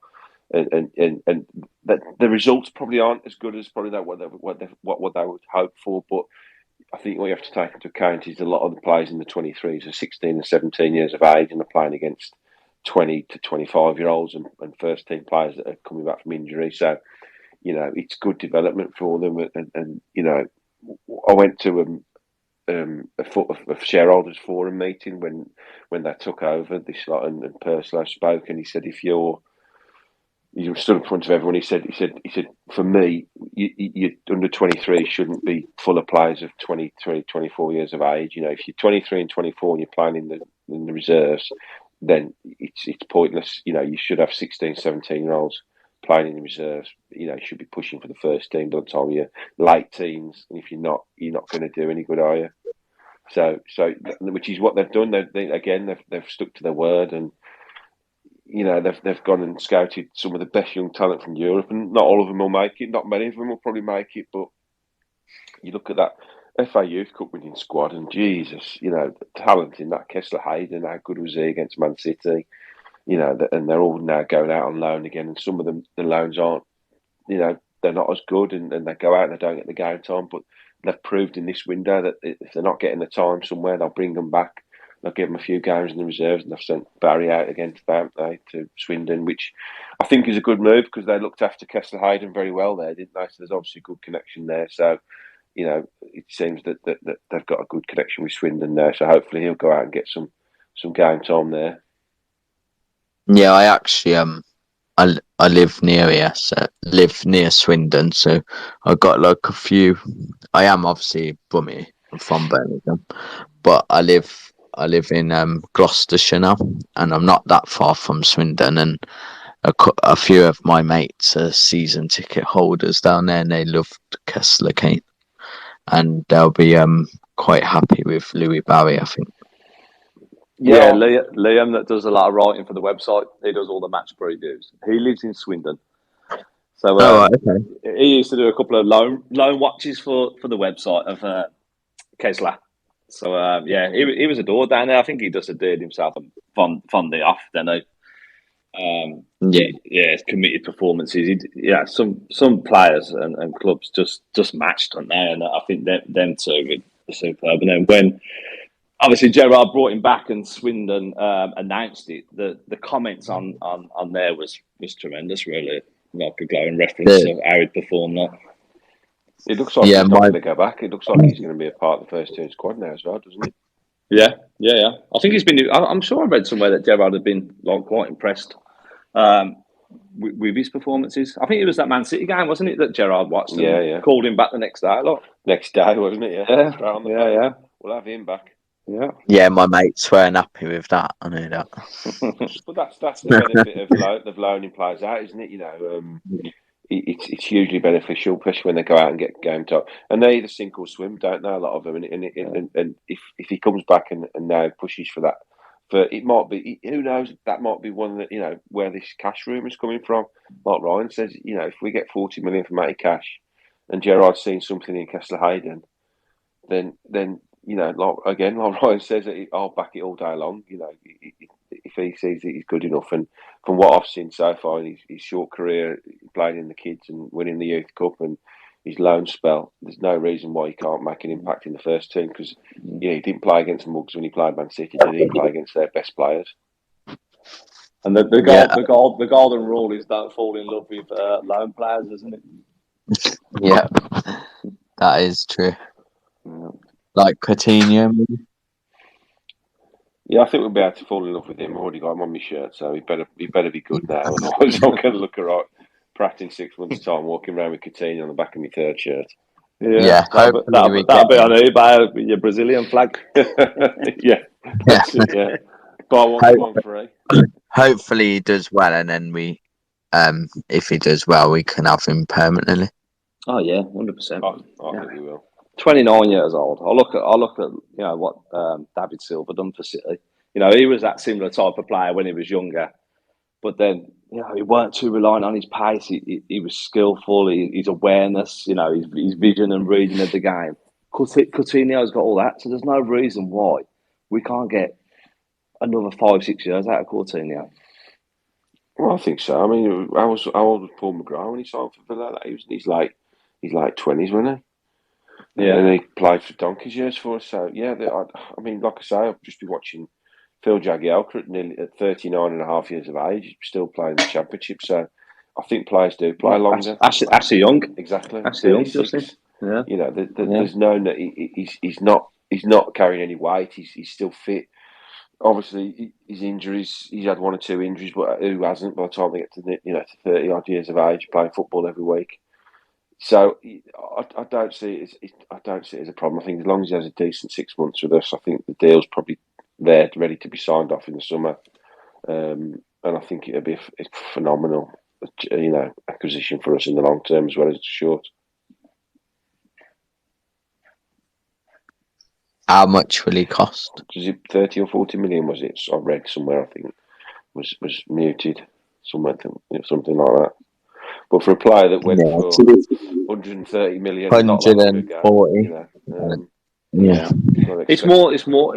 There's the bigger picture to it as well, and you've got someone like Coutinho. Yeah, you pay 30 million, but it's the status that he gives you, doesn't he? And everything around him, and the corporate side of it, and the shirt sales, and having a player of that stature. He's the marquee in your club, isn't he? That's it. Yeah. He is. To say, look, we mean business. Yeah, the manager. We've lost our flipping Grealish, our captain, but this is how we're going to retaliate, and this is what we're all about. And the plan continues. Yeah, there's a little bump in the road, but it feels like it's only a minor bump at the minute. At the minute, that summer was a pretty big nightmare, but now it just feels like a minor bump in the road, and we're still going. the plan's still going ahead, and would we have been any better off with Jack now than without him at this moment? Probably not. We'd probably be in and amongst the same position. So, the plan goes on, and the players that we're buying now, and we're heading in the right direction. We are big time. Yep, we definitely are. Oh, I was going to ask as well. We was on about your website and the podcast. Have you thought about, or you might actually have one? Have you thought about having an app? It has been talked about, yeah. It's something down there, but like I work like 12 hours a day. Justin runs his own business. He works all the hours as well. Luke as well, and every spare minute we're chatting to each other about the villa, about the podcast, and there's a lot of work that goes into it. It only looks like we go on screen for half an hour, but there is a lot that goes into it, and it does take a lot of time, and we do it because we love it. So we've got so many plans, and hopefully the way it's going and the way it's building, it will all come in time. But we've got lots of plans for the future. So it'll. We have got. I will drop an exclusive. We have got some new mugs dropping soon. Oh, we have merchandise dropping. Yeah. Which some Up the Villa podcast mugs, yeah. Yes, second generation. We had the first lot come out, but these are new ones. So we've just had the prototype this week. So if that goes well, then I'll be sorting that out. And hopefully, everyone loves a mug. Everyone loves a mug, don't they? Everyone needs a mug, don't they? Definitely. Are they dishwasher safe? Of course they are. just got to check for the audience. So get you up the Villa mug when they're out. That's it. Get your eyes peeled. Get your notifications on. Yeah. But do you know how much they'll cost? Not yet. No. I mean, the problem is, we can't really buy massive bulk amounts. A, because of you just don't know how well they're going to sell, and B, because you just got to be careful of money outlay up front. But yeah, we'll try and get them as cheap as we possibly can. But obviously, postage packaging and buying the packaging and the bubble wrap, it's until you start looking into these things, it suddenly adds up. And what I wouldn't want to do is suddenly say you've got to spend 20 quid on a mug. That'd just be ridiculous. So we keep it as tight as we possibly can. But they are nice, to be fair. They're very nice. To be fair, I do know if it helps someone who makes personalised pint glasses. So maybe you could have Up the Villa podcast pint glass. We've had plenty of... we've got plenty of things that we've been talking about, so... Yeah. And Luke's always full of fresh ideas with the podcast as well. We do like to keep it fresh, and all the graphics always get updated quite regularly, and it's going well. It's going well. So it's very, very enjoyable, and I made two great friends out of it, Luke and Justin and Hannah as well, Hannah as well, and Joey and Liam, and they're all great, man. They're all doing bits. Gary Plaza as well. He's been there from the start. There's loads of people. There's loads of people that have got involved, and Alex. I've met Ryan's dad as well recently, and I see where he gets his his enthusiasm for the Villa from. Put it like that. Two peas in a pod. He's probably more my age than Ryan, to be fair. That's probably why I got on well with him. Yeah. How did you another thing? How did you get hold of Spinky? Because he was on Twitter, wasn't he? He was on Twitter, wasn't he? But I have to say that I've known Nigel quite a few years, so that was quite an easy one for me. To be fair, he lived in Sutton for a long, long time, and that's where my business is. And I've known quite a lot of footballers over the years because they come into the town shopping, and Nigel was one of the ones that I've got quite friendly with, to be honest. And we've done a few things in the past, so I messaged him. We had a bit of a gap in the schedule with this break coming up with the international and a bit of a mid-season break. And Luke sort of mentioned he wanted to do something around their 40-year anniversary, which anybody knows me or follows me on Twitter knows that I'm massively into the history of the villa, and I love my memorabilia. And I said straight away, yeah, let's do something. And I just mentioned that I maybe could have a word with Nigel, see if he'd come on, and I did, and he jumped at it. He said, yeah, I'd love to come on and chat about it. And it was brilliant. It really was. It was really good. And if anybody hasn't seen it, it's up on YouTube, and it's only 35 minutes long, and he crams so much into that half an hour, so many amazing stories of the day and his experience coming off the bench and afterwards, and dressing room, and coming back to England, and the reception and the town hall, and it's just you can't get your head around really that. We were so excited, weren't we? Just we got our little WhatsApp group, and we send each other voice notes and texts all day. And the build-up to night, what we're going to ask him, and we got on screen with him, and it was just so natural. It just felt like we were just sitting in a pub having a chat with him. Oh, it was amazing, and the buzz after was incredible when it was all. The voice messages. Oh my God, how well did that go? Yeah, but it was a brilliant evening, and like Justin said, the stories that he told there, and he just brought everything to life, like everything that we'd watched and seen the highlights. He just brought it all to life and just give you that insight of what it was like, and even like his match build up, and we weren't expecting to get on and stuff, and he was just enjoying the build up because that was his moment, and all the stories he had after, and it was brilliant, absolutely brilliant experience. To do that was amazing. The one funny thing he said was when Jimmy Rimmer got injured, he said I was sitting on the bench, and he said I was looking out thinking, I saw he was having to come off. He said, and I thought to myself, oh bloody hell, Jimmy Rimmer's coming off. Well, who's going to go in goal then? That's what he said. Yeah. Then he suddenly realised, oh shit, it's me. I'm some keeper. I think the good thing about that game was, I think they, obviously they were the underdogs, weren't they? And they was all relaxed, they were calm, and I think that helped them a lot, really. Well, I think he basically said that in the chat we had with him. They just wanted to enjoy the day, and Bayern Munich were big favourites on the day, as were a lot of the teams they faced really in that run. But they were just very relaxed, and they went into it, calm, and I think it paid off in the end, and they pulled off what was an amazing win. Unfortunately, I wasn't quite old enough to see it. I was 4 years old. When we won the European Cup, so it was just a little bit before my time, and so yeah, shame. I can say I've won the European Cup in my lifetime, but I can't really lay claim to the fact I was there or listened to it or watched it. I was still cooking in the oven. I was, mate.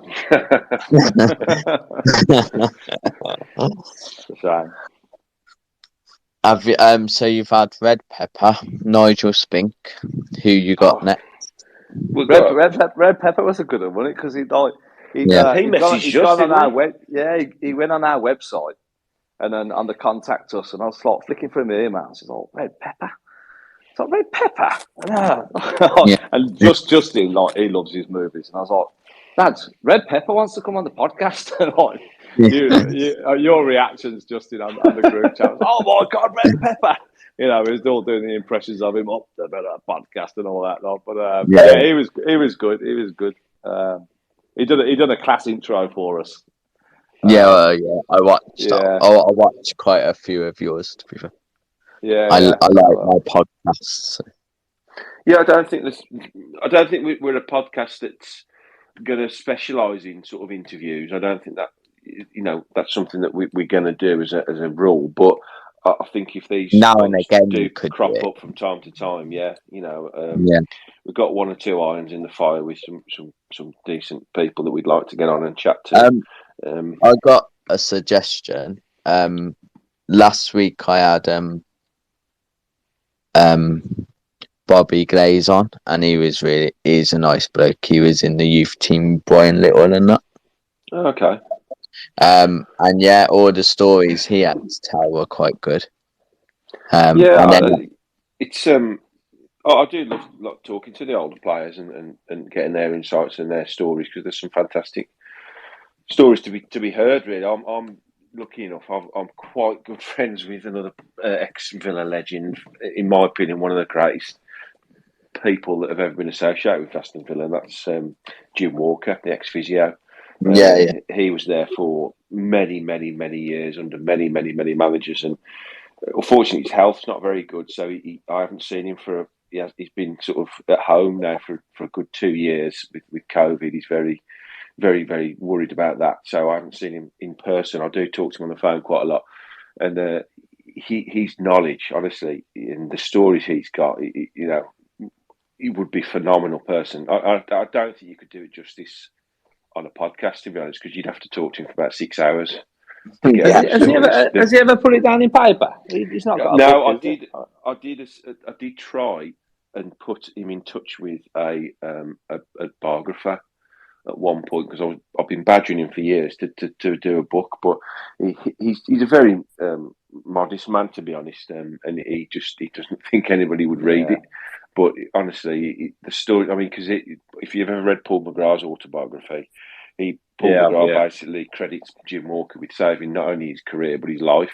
How he helped him, when he was at the Villa. So yeah, I mean, I remember Jim telling me about when he signed Paul McGrath, and he said basically Graham Taylor came into him and said, "We've got a player coming in tomorrow for a medical, Jim." He said, then basically he's got to pass his medical. That's what he said. He just said, "You've got to pass his medical tomorrow. Wink, wink. Whatever happens, he's passing his medical tomorrow." Yeah. And he said that's the next time Paul McGrath turned up. And he did. He got him through his medical, and obviously the rest is history at the Villa, isn't it? So, but yeah, he's somebody that I've always thought. To be honest, I just wanted to. I've spoke to his daughter a few times, and I'd love to just sit down with him with a tape recorder and just talk to him, for hours. Because he played football under Brian Clough at Derby, and he won the league at Derby with Brian Clough. And from the stories he's got of Brian Clough are worth listening to alone, without his time at the Villa and under multiple managers, and Taylor and Gregory and Big Ron and Venglosh. So you can imagine the stories he's got to tell. Just unbelievable, and he tells them very, very funnily as well. So he's somebody that I would love to get something down to get out. But yeah, as I said, we're not, Ryan will back me up here, we're not going to be doing interviews every week. But if one crops up, then we wouldn't turn it down, I think. Would you agree, Ryan? Yeah, totally. Yeah, well, with us, we have a different guest every week. It's just to make it a bit different. And then what we normally do is we just speak to if the listeners want to come on, we let them come on, and we just chat to them and whatnot. And yeah, I think these spaces are brilliant. To be honest, I know when Ty does his Villa Spaces, they were great during the the summer, and they helped a lot of people. I know he's on there, and him doing them. But it's a great. When Twitter launched it, it's a great way of doing it. To be honest, it's like live radio, really, isn't it? You can just jump on, and anybody can sort of log in and listen as well. So it's a nice little addition to Twitter, I think. Yes, certainly makes it more interesting as well. Yeah, it does. Yeah, definitely. So I'm going to have to wrap it up soon because my wife's just gone to bed and she's giving me a death stare through the window. So, okay, I'll give you one last question then. Okay. How many biographies do you have? Because you mentioned them about a few seconds ago. Well, they're all in my bar, but I've got most of the Villa. Well, I've got most of the Villa managers. I've got Brian Littles, Ron Atkinson's. Mike, you should see this bar, mate. Like, Villa haven't got like a museum or anything like that. Spinksy mentioned it, didn't he? He was saying like the Bayern Munich museum was tremendous, like, and Villa haven't got anything like that. The closest thing we've got, right, is Justin's bar. The stuff he's got in there is brilliant. Absolutely. What beer's in there? Decent beer. It's not on tap, mate. It's not on tap. It's just in the bar. Would you believe this is a bizarre thing? I don't really drink that much. It was just a lockdown project at the start. I just wanted to do something, and it just evolved into something which was it's turned out to be quite nice. But yeah, I've lost my thread Have now. you put pictures of it on your? It's got its own Twitter page, to be honest. Has it? Yeah. What is the page? I'll have a look. Justin's Bar, I think it is, something like that. Oh, okay. I'll have a look after then. Yeah, but it very weirdly, I had a message during this lockdown from some on the BBC. They were asking people that had built their bars in the garden. I'd put a couple of pictures on, and the woman from the BBC, what is it? The breakfast show. BBC Breakfast, wasn't it? BBC Breakfast, yeah. They wanted people that had built bars for the Euros, and she messaged me. I thought it was a hoax, to be honest, to start with. I thought this is never true. And she said, would we be able to come and video you sort of in the bar? And it evolved into a whole summer of them coming for every game and recording things into the bar. So that was very interesting summer, to be honest. I think my family get a bit annoyed with me when these things happen, but they just always seem to crop up somehow. Did it go on the TV or anything? Yeah, it was on about 4 or 5 times on the breakfast was show. It? Yeah. Well, it, to be honest, I don't want to bring the tone down, but I lost one of my best friends to COVID in January last year, and when they were here videoing the first time they came, we just got talking, and it ended up. I ended up starting to talk about my friend Terry, and I got upset. Would you believe on live? Well, it wasn't live telly, but after he finished recording, she asked if they could keep it in, and it evolved from that. Really, that was the real story behind it, and it ended up talking to. I spoke to his widow, Kim, who I'm very good friends with, and they came and asked if they would interview. The last one was they interviewed her here with me and his daughter, talking about it, and it was nice. It was nice, you know. They gave me sort of their blessing for it as well, which I wouldn't have done it without them. But yeah, it was. It was nice in the end. I've got a picture. I've got a shirt of his in the bar, which his wife kindly gave me. So that's quite nice as well. Yeah, it was all very tastefully done as well, wasn't it? It was. Yeah, I didn't want it to be horrible, but it was. It was quite nice. Yeah. Yeah, it sounds very nice. To be fair, how they did it. There's some pictures on there somewhere. So if you search for them, you'll find them. Okay. Justin's bar. Yeah. Okay. Bro, all right then. I'll probably call it a night as well. Thanks. It's been good chatting. It's been good chatting with you, Mark. It's been an enjoyable couple of hours, mate. Enjoyed it. Yeah, thank you for coming on. It's been good listening and talking. Thank you. Thanks everybody for listening to us rambling on. Yeah. Yeah. Keep up the good work, Mark. I'm sure Ivan will come and talk now, and we'll have some people talk. So. Okay. Thanks a lot, lads. Have a good night. Yeah. Thank you. Good night. Cheers. Thanks, guys. Cheers. Good night.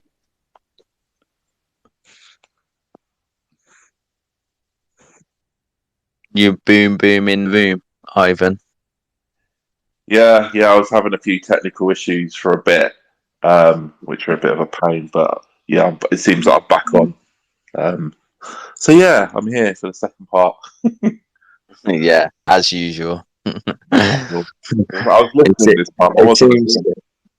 It seems to be the way now, doesn't it? So. No, I think the problem is the tablet. It's I don't know why when I'm on the tablet sometimes it just throws me out and it says I'm still in the room when I'm not. So it's a bit painful, but I'm on the phone now, so it's fine. So it shouldn't be an issue. Do you reckon we should invite some listeners to come and have a chat? Yeah. There was a question. I don't know if it actually got answered that somebody did with the hashtag, which was along the lines of do we feel that we need to go out and get a striker for 20 or 30 million to try and sort out our forward problems. I don't know if that got asked or not, but I think it's quite an interesting question. Yeah. Well, you've obviously seen it and you've obviously got the answer, so you might as well give it. I don't really have an answer, but you've got an opinion then. shall we say? Yeah, I suppose.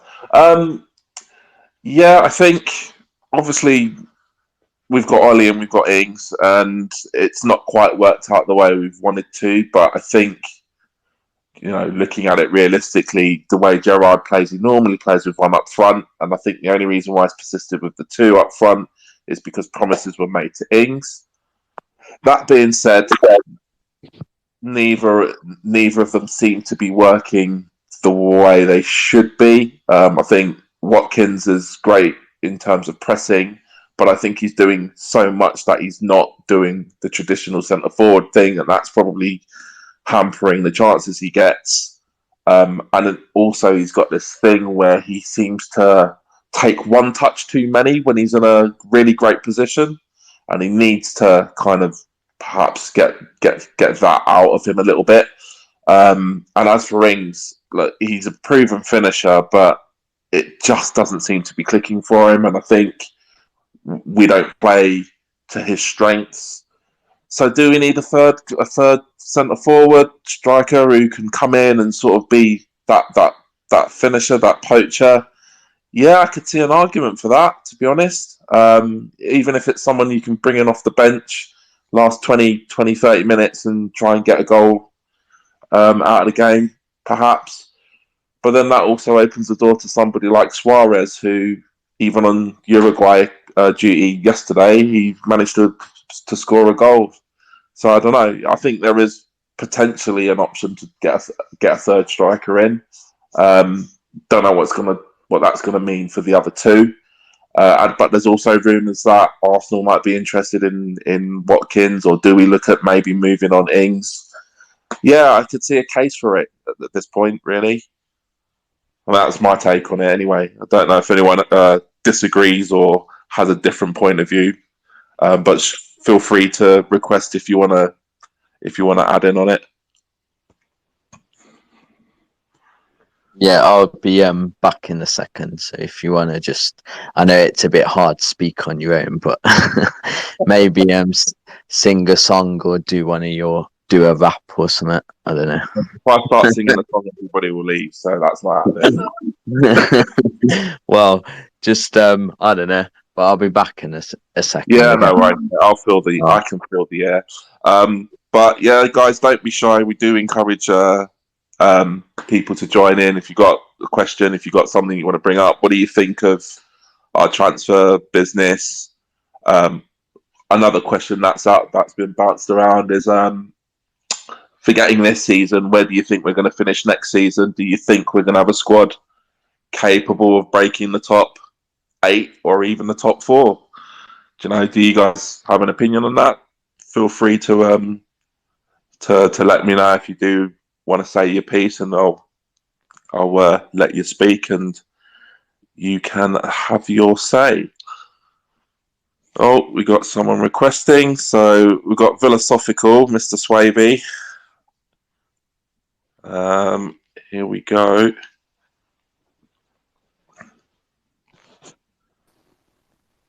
Yeah, not too bad. How are you doing? I'm all right still. I completely agree with what you said all there about Watkins and that. Yeah. The thing is Ings' best days are behind him. Yeah. Watkins, was it? When Watkins was at Brentford, right? Was he originally a left winger? I think he was originally a winger, and then he got. I think the story goes is that Dean Smith turned him into a centre forward. I think, I'm not 100% sure on that, but I believe he was originally a winger, and then he started. Because that would explain a lot why he drifts out to the left a lot. Yeah, that would explain a lot. But yeah, I think that there's a few strikers around in world football at the moment that, I mean, it's really hard to pick a footballer from outside of the Premier League to say they could come into the Premier League and do it. But Luis Suarez, if you could get him, experience, been there, done that, wore the t-shirt. Yeah, he's a bit of an idiot, like as a person, but you're never gonna have a team of 11 players that you're gonna all love exactly the same. And as long as they do as long as they do the business on the pitch for me, I don't care what they get up to in the personal time. Yeah, but to be fair, we did have Joleon Lescott, so we've Ali had bad Sissoko. players. Yeah, we've had so many bad players. It's not even a thing really. And also to be fair, I absolutely hate Suarez. I'm Ghanaian. I will never forgive him for what happened in the World Cup against Ghana. So that's my thing. But in terms of him as coming in as a striker, as long as he produces the goods, do you know what? There aren't that many who are as good as he is at it. And I think, I'm not saying he'd necessarily be somebody who would start game after game, but certainly somebody you could bring in as an impact player, or if you need to rest one of the other two, or even if we need to move one of the two on, because maybe that's something that we might have to look at and go, do you know what, this hasn't worked. The thing is, if someone came in with 60 million for Watkins, I'd snap their hand off. Yeah, I mean, we're in a position now where, if somebody wants one of our players, there's gonna be quite a reasonable price tag. No, but you know what really gets me mad though is that if we'd done that, you'd have a big portion of fans saying that we're still a selling club, and it wouldn't be necessarily the fact that we're a selling club. It'd be the fact that we're in a better position now to go out and get somebody of a higher profile. Yeah, but I think if we lost Jack Grealish, and I think the lesson is there, which is that we shouldn't be afraid of if we sell someone, we shouldn't be afraid of that anymore.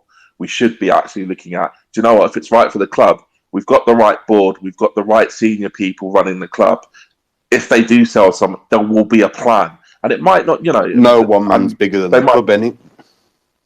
That's it. That's absolutely it. And you know what? Lewis has kind of been, is now being eyed up. You've got McGinn being eyed up by Man United. You've got all these players that are being looked at and being taken seriously, and you see figures or fees of. But the fact that people are talking about those players just shows that everything's been heading in the right direction for quite a while. Absolutely, and I think that's very telling. If it was a factor of we sold those players and we never replaced them with good quality coming in, then yeah, of course we're a selling club and we're week to week. But we're now not in that situation. We can go out and do our transfer business, and yeah, if we lose someone, might be a bit of a and loss. It's not just that. Like, I've spoken to a lot of Liverpool fans as well, and they've all said the same thing. Perslow Manu knows exactly what he's doing. He's done it at a bigger level, and he'll get Villa to that level as well because he knows the market. He has loads of good contacts, and he's very well liked in the world of football as well. Yeah. I see. There's a Gary Weege who wants to weigh in, so I'm just going to add him in, and let's. I already beat you to it, so. You've done it. Excellent. Sorry. That's all right. Can you hear us? I think, Gary, you there? Oh, might have gone shy on us, I think.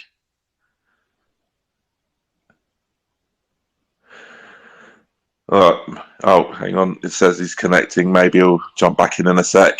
But yeah, I think, we're certainly a club on the up.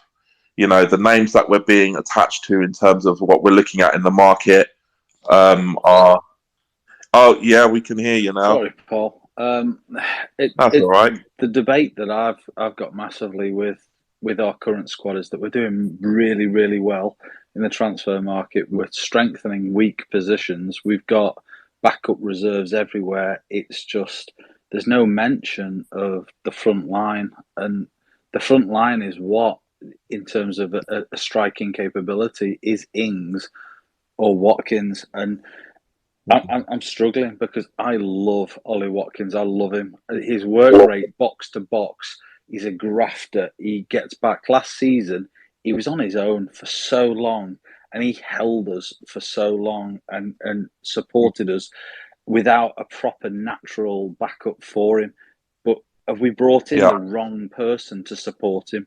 And if so, is that his fault? Because if it's for me, I go with Watkins every time, because Ings is a natural poacher. I'll have that, but I don't want to see Watkins dropped from a Villa squad where we've grafted and dragged ourselves back, and he's the ultimate pinnacle of what we want in a Villa player, to run and graft and support itself.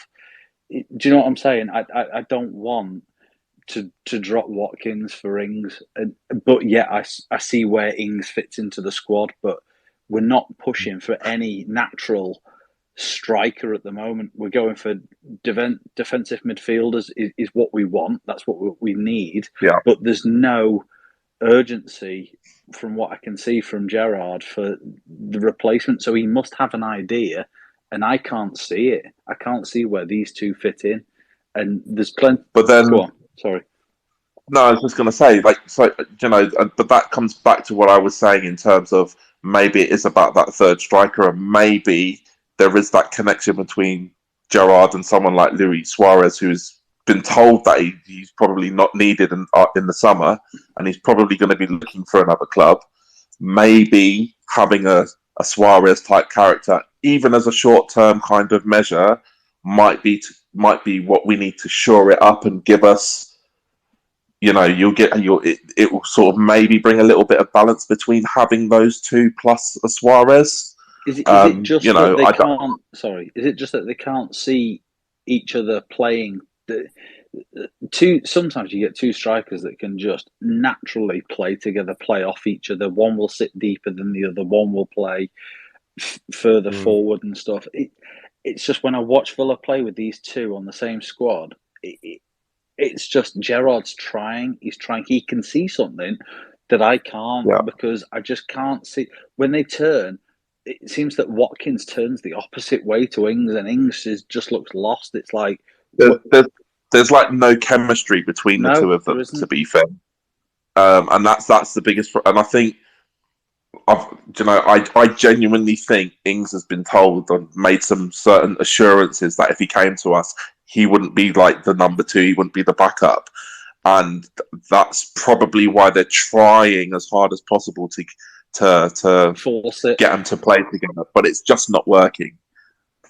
It looks like they're trying to force it, and Ollie Watkins is suffering because they're trying to force it, because Watkins now looks like he has to be the main feeder, that he's trying to feed Ings. Every time you see Watkins with the ball, it's like, oh shit, what do we do? And then by the time he's thought about it, he lets the ball loose and he's hit the bar or something, where previously he's just racking that in the back of the net. And it's like Ings, who isn't a natural box-to-box, and I know that and I get that, and that's what we need, but Ings is just sat there like, well, why haven't you passed to me? And it's like, well, that's not the natural chemistry of what Watkins does. He's a grafter, and he is so good in a Villa squad next to Coutinho, Buendia. I think Ings is the wrong problem. I honestly do. Yeah, I think, that there is an element to that. And I think, me personally, I think we should have 3 centre forwards anyway. And I think that the last couple of seasons we've gone in woefully unprepared in terms of having centre forwards. Ollie coming in last season was great, and he grafted his way into our affections, and he's done a really great job. And I still really, really rate him. But in terms of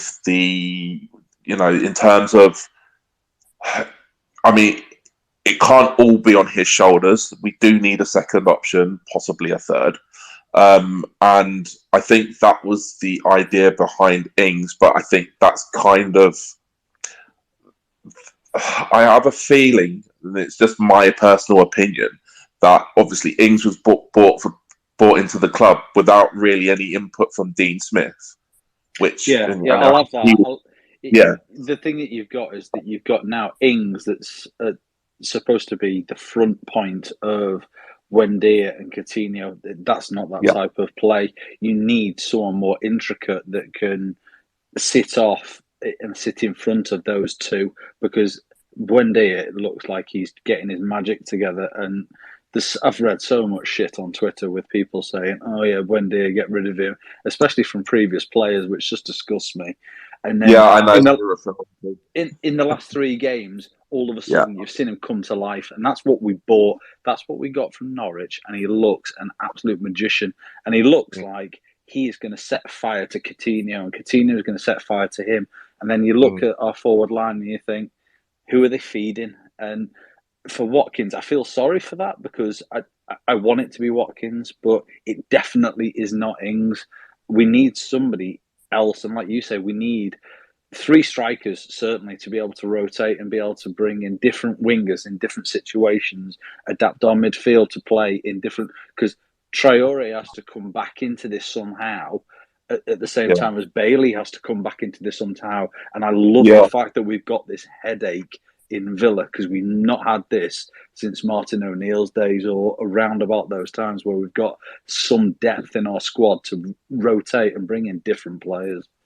Yeah, I think the word that I like being used... I honestly doubt we'd go for a striker. Not in this window. I think the thing is, if you spend 25 million on Danny Ings and then halfway through the season you turn around and you go, in fact, you know what? You haven't quite hit the ground running like we'd expect you to, so now we're going to go and spend another 20, 30 million on another striker. And then that unsettles the front line. And even though they're not performing great numbers at the minute, there's still a possibility that they can click, but maybe not click together. Maybe, you know, one starts and one comes on and switches roles and, you know, so on and so forth. But I just doubt that we'd spend the money on another striker, not in this window. I think we'd revise that again in the summer. I think now the big key now is the CDM role, is getting a big nasty number 6 in and someone to bully and someone to dictate the play coming from the back and allowing McGinn, Coutinho and say Ramsey or Luis to roam forward and use their creativity to penetrate like back lines. And you know, with what we've got at the moment, I think we're very capable of penetrating 95% of Premier League back lines. We can't hold the midfield. We can't control the midfield. We haven't got the ability to stabilise to allow the front line to run forward, and that's what we've been missing for so long. For me, but the CDM thing as well, which I mean, that as far as I can tell, that was a problem even last season that we didn't address, and you know, and it's quite ironic that we had Marvelous Nakamba sitting on a bench and couldn't be given, you know, a run of games to actually get himself into the team. But yet, when he was thrown on and he was putting misplaced passes, everybody sort of said he was poor. But it's like, if you're only getting 1 game in 7, you know, you're not going to be that great. But, you know, for me, him coming into his own earlier this season and filling that role just highlighted what, you know, why have we not filled that before? And using Dougie to fill it hasn't been great for us. It hasn't been great for him. He's done it okay at it. But so he's out of position, and he needs to be pushed forward for. Absolutely, he's Brazilian. He needs to release his ability, and I know what you're saying, but where is our natural hold for central midfield at the moment? We haven't got it, and that is the only thing that we're missing that I can see as a key player. And what do we? I think as well, we were told that, you know, that Douglas Luiz was in the mould of Fernandinho, and that Pep Guardiola rated him in that Fernandinho role. Whereas from what I've seen of Douglas Luiz, even though he can perform that role and do it fairly well, he's more effective when he's more creative and going forward. The same with John McGinn. They both can do that role. Yeah. And that's exactly what it is. But I think when Dean Smith brought Douglas Luiz in, right, it was under the proviso that he'd come in and be that number 6 and be like Fernandinho. But I think that as he's progressed as a footballer, I think his directive through his personals have changed a little bit as time has gone by, and he sees himself now as more of that forward player rather than the number 6 that he was being moulded under at Man City. Yeah, you say that, but that's how he plays for Brazil, though. He plays in that more forward role. He's never played in that defensive CDM role for Brazil, so it's quite But he did play in the CDM role for Getafe. Ah, true. Yeah. I'll give you that one. But yeah, it's quite strange that they've kind of shoehorned him there, and it's just not his natural fit. But like I say, look, I think what I was trying to get to is that CDM position has always been a bit problematic for me, from my perspective. I think it's been not just this season; it was last season as well. If somebody like Marvelous Nakamba wasn't good enough to do it, and you only had like Dougie to do it, who else could fit that role? Whereas I think now Gerrard's come in, and we're starting to add the layers of depth in the squad, and actually having a first 11, but actually having a second 11 which fills in for each position. I think hopefully if we get this Rodrigo Bentancur, I think his name is. I can't remember. From Juventus. Yes, from Juve. If we get that over the line, I think that's the one that we've all been crying for. If Gerrard gets that over the line, it's because Gerrard wants that over the line, and that's the difference between Dean Smith and.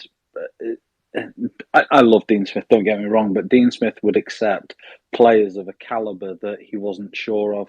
It seems that Steven Gerrard has gone out, he's looking at statistics, he's looking at his scouts, he's having proper reconnaissance meetings with his staff and saying, is this what we need? And every Villa fan knows that we need a holding central defensive midfielder. We don't need someone that's going to rush forward. We need a Paul Scholes. We need someone that can just boss the central midfield. Because once we bolster that central midfield, our left wing, our right wing can go flooding forward, and we're going to fucking annihilate teams. And I know that we are. But once you know what it is for me as well is when you look at Dean Smith. Dean Smith was a player when in his playing days, limited potential as well as his managerial career. Whereas, like, I think that if he hadn't have been Villa manager, he would have never have got the job at Norwich. Do you know what I mean? And then with Steven Gerrard, he's the player that's been to the heights of world football. You know, England captain. He's the fourth most capped England player.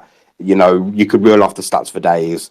But you know, he's been at that level, and he knows a natural born winner when he sees one. So if he's going for someone like Rodrigo Bentancur, right, he's going for him because he can see in him that same kind of person that he was. You know, he wants to win, and if you check his CV as well, you know, his CV screams that you're a player that also wants to win because he's won a lot in his career already at the age of 24, and that's the kind of players that you want.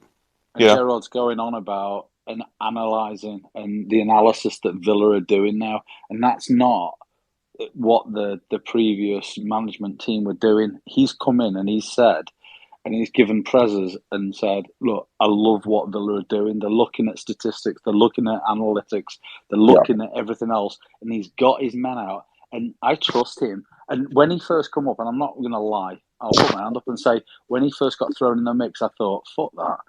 I don't want that. I don't want some Scottish Rangers unproven Premiership. But then I thought, if he's going to go to Liverpool, which he is, and we all know he is, in a couple of years' time, 3 years' time maybe, when Jurgen ends, if he's prepared to put his balls on the line, he knows what he's doing. He will not put his balls on the line if he thinks that Liverpool will look at that and then drop him. And then lo and behold, he's attracting, he's understanding. His position in a dressing room must be second to none compared to Dean Smith. And I love Dean Smith, and I will never, ever slag that man off because of what he's done for us. But this man has taken us to above the glass ceiling, and he's now pushing. And if this is what we want as Villa, this is what we want. Now we go for it, we don't. And for me, we push on. And for Gerrard, I'm behind him 100%, and the attractive signings he's getting are brilliant for me. Yeah, I'm 100% the same as you. When Gerrard's name was first mentioned, I kind of rolled my eyes, went really, you know, and I have said earlier, I said, look, do you know what? He's our manager. I'll back him, and if I'm wrong at the end of the season, I will gladly say I was wrong. And I think the reality of it is that if you cast your minds back to before the season started and we were putting in those ridiculous bids for Smith Rowe and someone else I can't remember. It's just escaped my mind at the minute. And it was like, why are we putting these bids in? Because they're not really serious. I think that was point proving to the board, which is we can't attract a certain caliber of player. And in order to do that, we need to raise the profile of the club. And since I think looking at things since then, everything they've done, the board has done so far, has been to raise the profile of the club. So getting somebody like Gerrard as your manager is to raise the profile. And yeah, we have to put up with a little bit of the constant links to Liverpool and stuff. But you know what? I'll put up with that for this point, you know, for the time being, because if it gets us where we need to go, then that's what it's going to do. And you know, you look at the young academy players. You look at, you know, Ramsey's coming through. You look at Carney coming through, and Archer as well. And they're going to want to stick around and learn from somebody like Gerrard and you know, and play in his team. And then when he's talking, he picks up the phone and looks in his phone book, and he's got Coutinho in the phone book, and he's got other players of that caliber in his phone book. Again. No, it is as well. It is, Ryan touched on it earlier as well. It's Michael Beale as well. I don't think people realise how highly rated he is as a coach.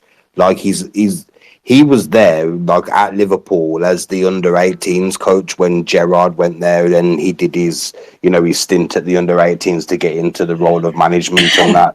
And Michael Beale's always been known as a player, as a coach that gets the best out of good young players. You know, it's always been the same with football. You don't necessarily have to be, the world-beating player. You just got to be coachable. And as long as you're coachable, these young players, they can be coached into greatness as long as they've got, somebody who's been greatness behind them, and someone like Gerrard feeding you his experiences as he's gone along, them Champions League nights, playing out in front of 70,000 fans at Anfield, and they're not experiences that every player gets, and the fact of being adored as well. So the likes of Jacob Ramsey, who are now finding a big pressure on them because no longer are they just a good player, they're now a player that's being adored by other clubs, other fans, young children from your local areas. I mean, I'm from Great Barr myself, so the Ramsey family are well known in Great Barr as a nice family who push their kids to greatness because that's what their kids are all capable of, every single one of them. Yeah, and I think the funny thing is that if you really think about it, Newcastle is kind of in the position that we were in when we first came back up in the Premier League, where you're a club that has money behind them. I'm not saying they've probably got a little bit more than this, but they're hitting the same wall, which is how do you attract certain caliber of players to come to your club? It doesn't matter how much you're going to pay them. Nobody wants to get relegated down to the Championship. So they're really struggling to get Newcastle at the moment are massively in a bind because they need to stay up, and if they weren't as rich as they were now, they probably would stay up. But they've got the likes of Kieran Trippier, who's gone, do you know what? I could win La Liga and stay in Champions League, and I know what I'll do. I'll take a final paycheck. So you're going to end up with players that are going to go. And you can see it even on Sky News, and Sky News is shit for reporting the honest truth. But you're seeing players refusing to go, even though their clubs are trying to offload them. And then there's the players like Kieran Trippier who are thinking, I've got a final paycheck here. They don't give a shit. They're not playing for the club. They'll be done in 2 seasons. Sorry, go on. No, I was just going to say, absolutely, they'll be done in a couple of seasons. They've got the final paycheck, run down that contract, and they're out of there and done. And it's the other thing is obviously everyone knows Newcastle's got money, so the players that they're going for, the prices get inflated. And it's look at the transfer that Man United are trying to offload Lingard. Oh, mate, 15 million on a loan. Are you mad? Are you mad? And there's still rumours, if you go out on Twitter and stuff and around the edges, that Villa are sniffing around it, and you're thinking, we don't need it, but £15 million on a loan. I could imagine us doing it though, because we paid 11 million for Barkley's loan. Oh, but that's under a different era. Come on, it's Gerrard is wise enough to know, especially in the midfield area, who he needs. And don't get me wrong, I think that Lingard would probably massively improve under Gerrard, but I think that Lingard needs to let go of the fact that he's a United if Lingard player. had the same impact that he did at West Ham, would you say that that's £15 million well spent then? I would if it was Newcastle, but not for anyone else. And you'd have to guarantee what he was going to reproduce, and you couldn't reproduce that. And for that reason, I'd say you can't offer £15 million as a loan. If he was your player, then fair enough. But at the end of the season, you spent £15 Don't get me wrong, million. I wouldn't pay £15 million for a loan. No, fuck that. It's not even just the 15 million. They want more if Newcastle stay up. I know. But you can hold Newcastle over a barrel because they've got mega money, and if they really, really, really, really want that person, they're gonna pay the premium fee just to get them. And it's like this Bruno Guimaraes, if a team like Arsenal or someone like that had approached Lyon for Bruno Guimaraes, they probably would have got him for about 22 million pound. Yeah. But the fact that it's Newcastle drives the fee up to 40 million because they're saying to him, you're in need, we're not really in a need, but you want our player. So if you want him and we don't really need to sell, so give us what we ask for, you take the player. If he does well for you, fantastic. If he doesn't, well, that's 40 million in the pocket for us. And we'll go and sign some kid for 10, 15 million pound who does exactly the same job that we've just got rid of. And we're in the green. Yeah. Which the French clubs do an awful lot. What's Eddie Howe's contract? How long is that? Does anyone know? Is it 2 years? I don't know. I suspect it might be 2 or 3 years, but I could be wrong. For me, Newcastle signed him as a Championship manager. That's what I would have done if I was a businessman. I would have signed him on the off chance that, there's a 90% chance we're going down here. So if we're going to go down, I rate him to come back up. Let's throw a bit of money at him and stuff. And I say a bit of money, they're going to end up spending about 150 million on shit. And it's kind of like when we bought an entire French team, thinking that we can just play out of it, hire Remegard and go, let's speak French and it'll be fucking right, won't it? And it wasn't, and we got bummed massively. And it was the shittest signings I've ever seen in a Villa side for quite some time. Mate, those years they're triggering for me. It was so bad being a Villa fan back then. Honestly, it was. I tried. I still have nightmares of them days now. But that's what Newcastle are doing, and it's either you accept that you're going to go down like in Norwich, and you think, do you know what? We're a yo-yo at the time. Let's go down. Let's get Eddie Howe as our manager, because Eddie Howe isn't a trillionaire company, is he? He's not like what you'd put as spearhead to attract. Gerrard's attracting Coutinho. Is Eddie Howe attracting Coutinho? No, of course. Yeah, but also Newcastle learnt the hard way because Eddie Howe wasn't even their first choice, was he? No, he wasn't. He was like their 8th or 9th. Yeah, and everyone's like, imagine walking into a job knowing that you were the 8th or 9th best choice. Everybody else just turned it down, didn't even want it. Yeah, and that's Bruce back, and he said, "Fuck off." Yeah, but that tells you the size of the hole that Newcastle was in, and I don't know. The fact that they had to pay Steve Bruce $8 million to leave. Yeah, that's bad, isn't it? But that guy makes his living off of being asked to leave, though, so he's all right. He's set for life, to be honest. He's got kebabs for days. I wonder if he walks through like in Tesco and has flashbacks to that cabbage moment.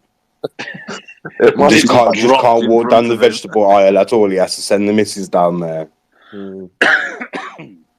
But yeah, I don't know. I mean, they're in a hole of their own making, and it is what it is. But it just goes to show, because I remember seeing things of like videos of Newcastle fans singing about how they're the richest club in the land, but that doesn't matter anymore. If you can't attract the right manager and you can't attract the right players, having all the money in the world ain't going to help you. It's not just that. If they do drop down into the Championship, they've got to follow by the same rules that we've had to follow by for the last 3 years. Absolutely. You know, limited wages. You can only attract a certain quality, and that will put them in a position that, because you see, with me, what I think they're doing is they're trying to follow that Man City directive when Man City first got the money, and they got in players like Sean Wright Phillips and players like that, players that weren't world beaters, but they could put a shift in. Yeah, they're having to subsidise what may inevitably happen is that the EFL rules are so different from PL rules. As we found out, we could very have been Derby. Stringent. We could have been Derby, and I'm absolutely gutted for Derby. I honestly am, because no team should have to go through that. It's shit. It's like I genuinely think they'll be safe though. I hope they are. I generally hope that someone comes in and saves them. Like Mike Ashley. It's just fucking ridiculous. You'd feel even more doomed, wouldn't you? You think you save you, and then he lifts up his skirt and shows you his dick. It's like fucking. There's no need for it, but there's so many teams that are suffering this fate that Newcastle have to accept that they're going to have to pack it up as quick as they can to go down. And what I mean is that's what I think they're doing, is they're trying to get as many players in now as they can during the Premier League rules, and then drop down into the EFL to try and come they'll get the shock of their life when they go down into the Championship. Players like Trippier won't be able to perform in the Championship. They'll get written off. I was like, oh yeah, Villa will bounce back. And I went to game after game, and I ended up at like away games like you've never seen before, like PNE. And I'm like, yeah, we'll dick these. And there's like 30 coaches across the back of Preston North End of Villa fans. And then I'm just watching Preston North End dick Villa. And I was like, what the fuck is going on here? And it was like, we're getting absolutely twatted here by like Preston. And then you realise what the Championship's about, and you think, when you get beaten by Rotherham, that's when you know things just hit rock bottom. But we're not coming back out of this anytime soon. And the best day of our lives was when we come back against Derby, and to come back up when we came back up was we've run a fortune here. We've run our luck, and it was beautiful the way it's been done. But I feel sorry for other teams, because that league is a bitch. It's hard, and actually, I would say it's actually probably in a strange way. I would say the Championship is a little bit more competitive than the Premier League, because there are so many former Premier League teams in there who are well run and reasonably well funded, that the playing field is a little bit more level in some respects. Absolutely. And, it's and then you have the playoff lottery, which if you finish in. Yeah, I'm the boss. I'm playing at Barcelona Youth, and I've come back, and I can still carry on this shit.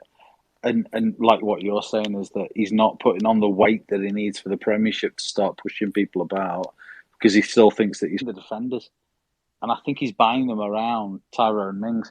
I personally don't think that he's going to succeed. I love him to succeed because of what he's done for this club. But he's is he another Trezeguet? Is he another El Ghazi? Is he reached his glass ceiling? I don't know, and I'm not here to try and slag him off. I don't want to slag him off because of what he's done. I love him as as our captain. Who's Mark Staff? It's not mine.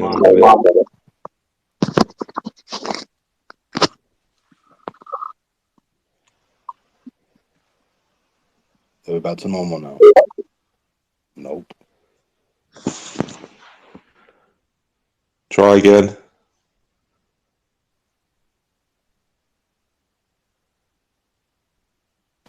Try your mic again, mate. Are we back? Yeah. There we go. Very good. Yes, boy. Do we? Does anybody know where I was at?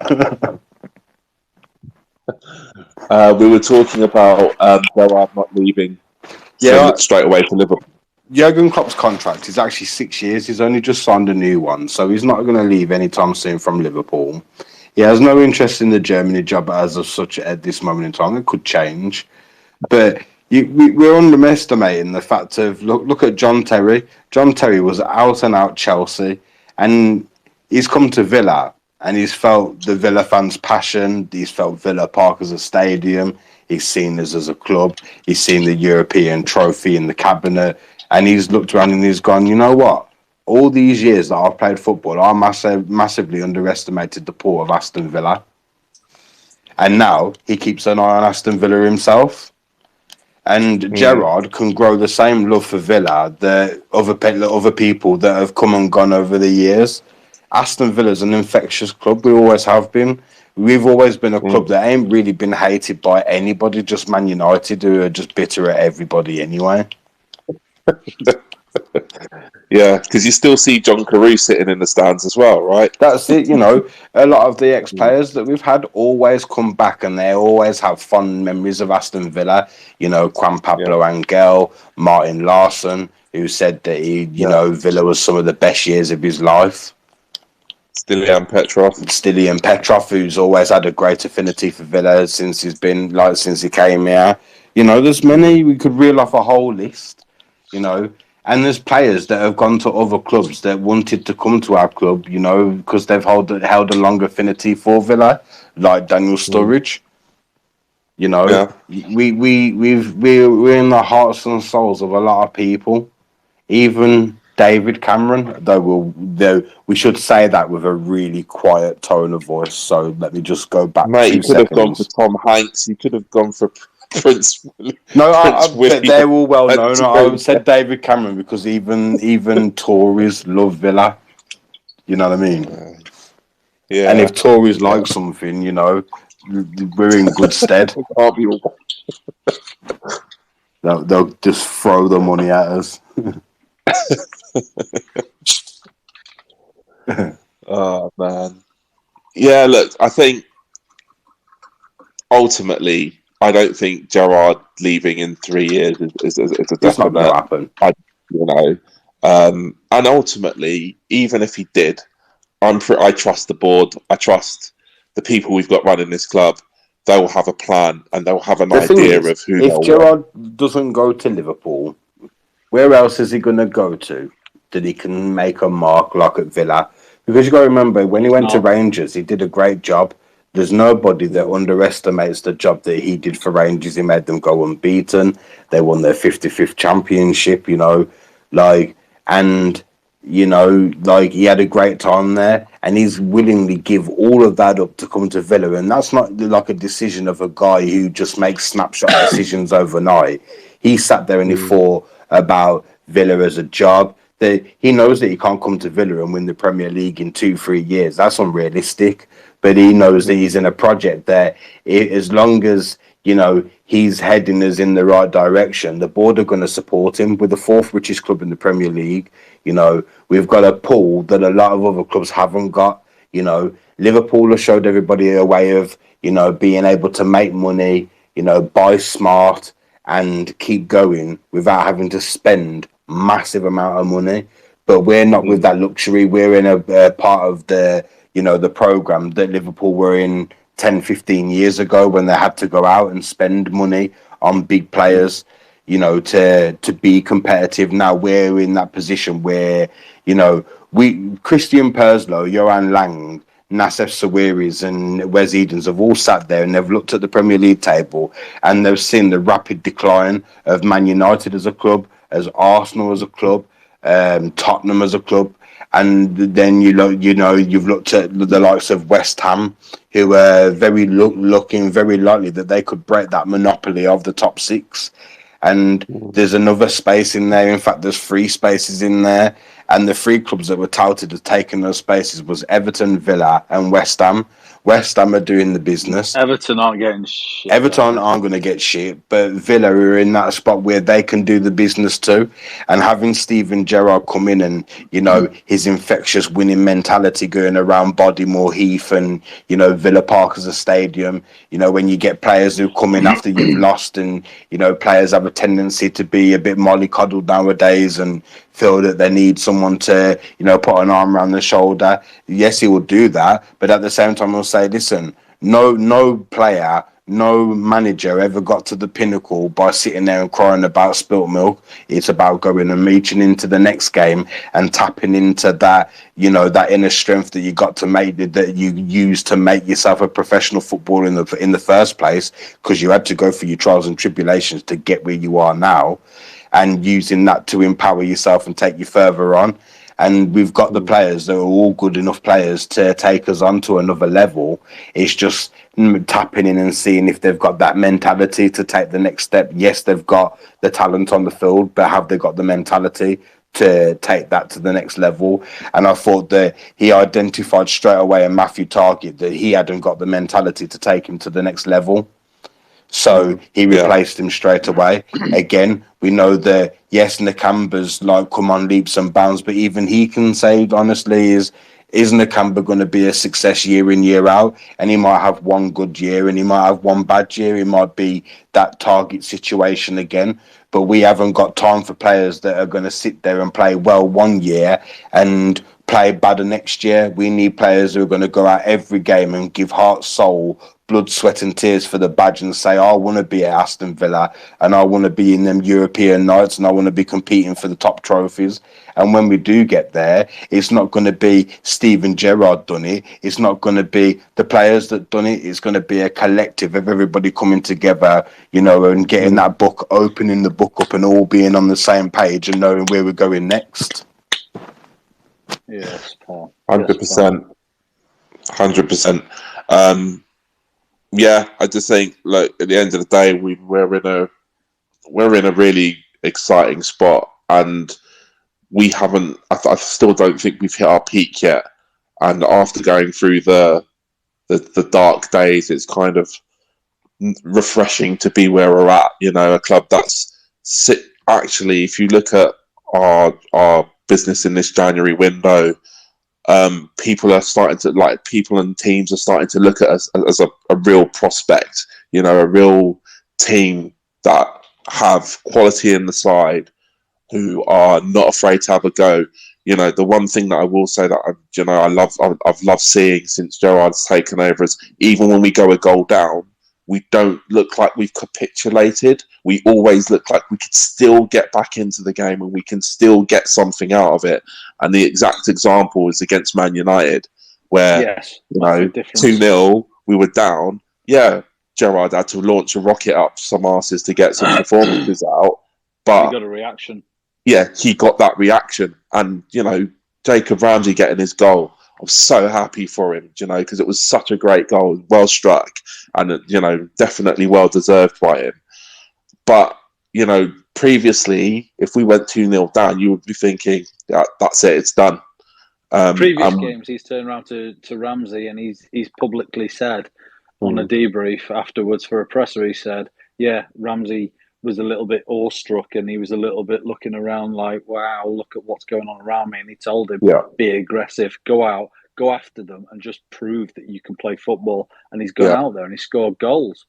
And that's the difference in a manager that will punch a person in the stomach metaphorically as opposed to try and just hug them to get them over the line. Gerrard will not accept. He won't accept that basic attempt. He just wants attempt after attempt after attempt. And if you come back negative, that's fine, but at least you've tried. Yeah. And whereas Dean Smith was just like, oh, yeah, it's fine. And I love Dean Smith. I'm not slagging him off, but he was a different type of manager, and we need this manager now. Yeah, it's ultimately it's about hitting that next level in every way, in terms of the club, in terms of profile, in terms of, you know, the squad, in terms of our approach to how we play. Everything needs to be taken up to that next level, and I think that's where we're moving to. And I think, you know, like I say, I reckon the business we're doing now, I don't think we'll see too many more additions in the summer, you know, but if all goes well pre-season wise, I could see us having a real go next season. I think this season, I think we can finish strong, but I think the 5 games that we lost towards the end of Dean Smith's reign has kind of really crippled us a little bit, somewhat. But I think for next season, it's definite. This is the season that I'm really sort of like going, right, that's the season where I think we're going to really have a go. We're really going to go for it. And, you know, we might get, is that dependent on having a central defensive midfielder that we're happy with? That can I'm confident we'll get that over the line before January's done. I think so. I think that will get done. And who would you like that to be?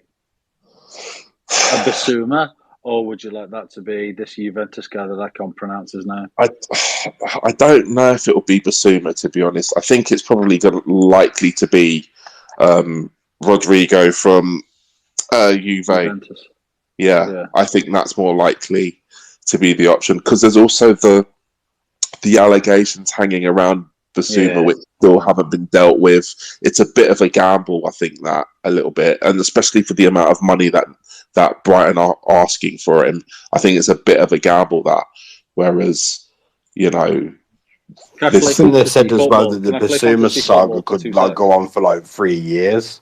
Yeah, and that's a lot to be hanging over somebody mentally, and then trying to push for Europe at the same time. Yeah, I think at Brighton you've got the comfortability of not really being expected much of, and you just being able to use Saturday match day as a day to sort of clear your head a little bit. Yeah. I think it represents a bit too much of a risk for the outlay, you know. So, but I think do you think that's why we haven't gone and get fucking running down that left wing, because he is rapid. Listen, what was he? The second fastest. Craig Butler that day, he went full Jamaican agent mode. He was talent spotting. He was like, you know what, right? I know you've got my stepson, but here, I've got this 13-year-old, I've got this 14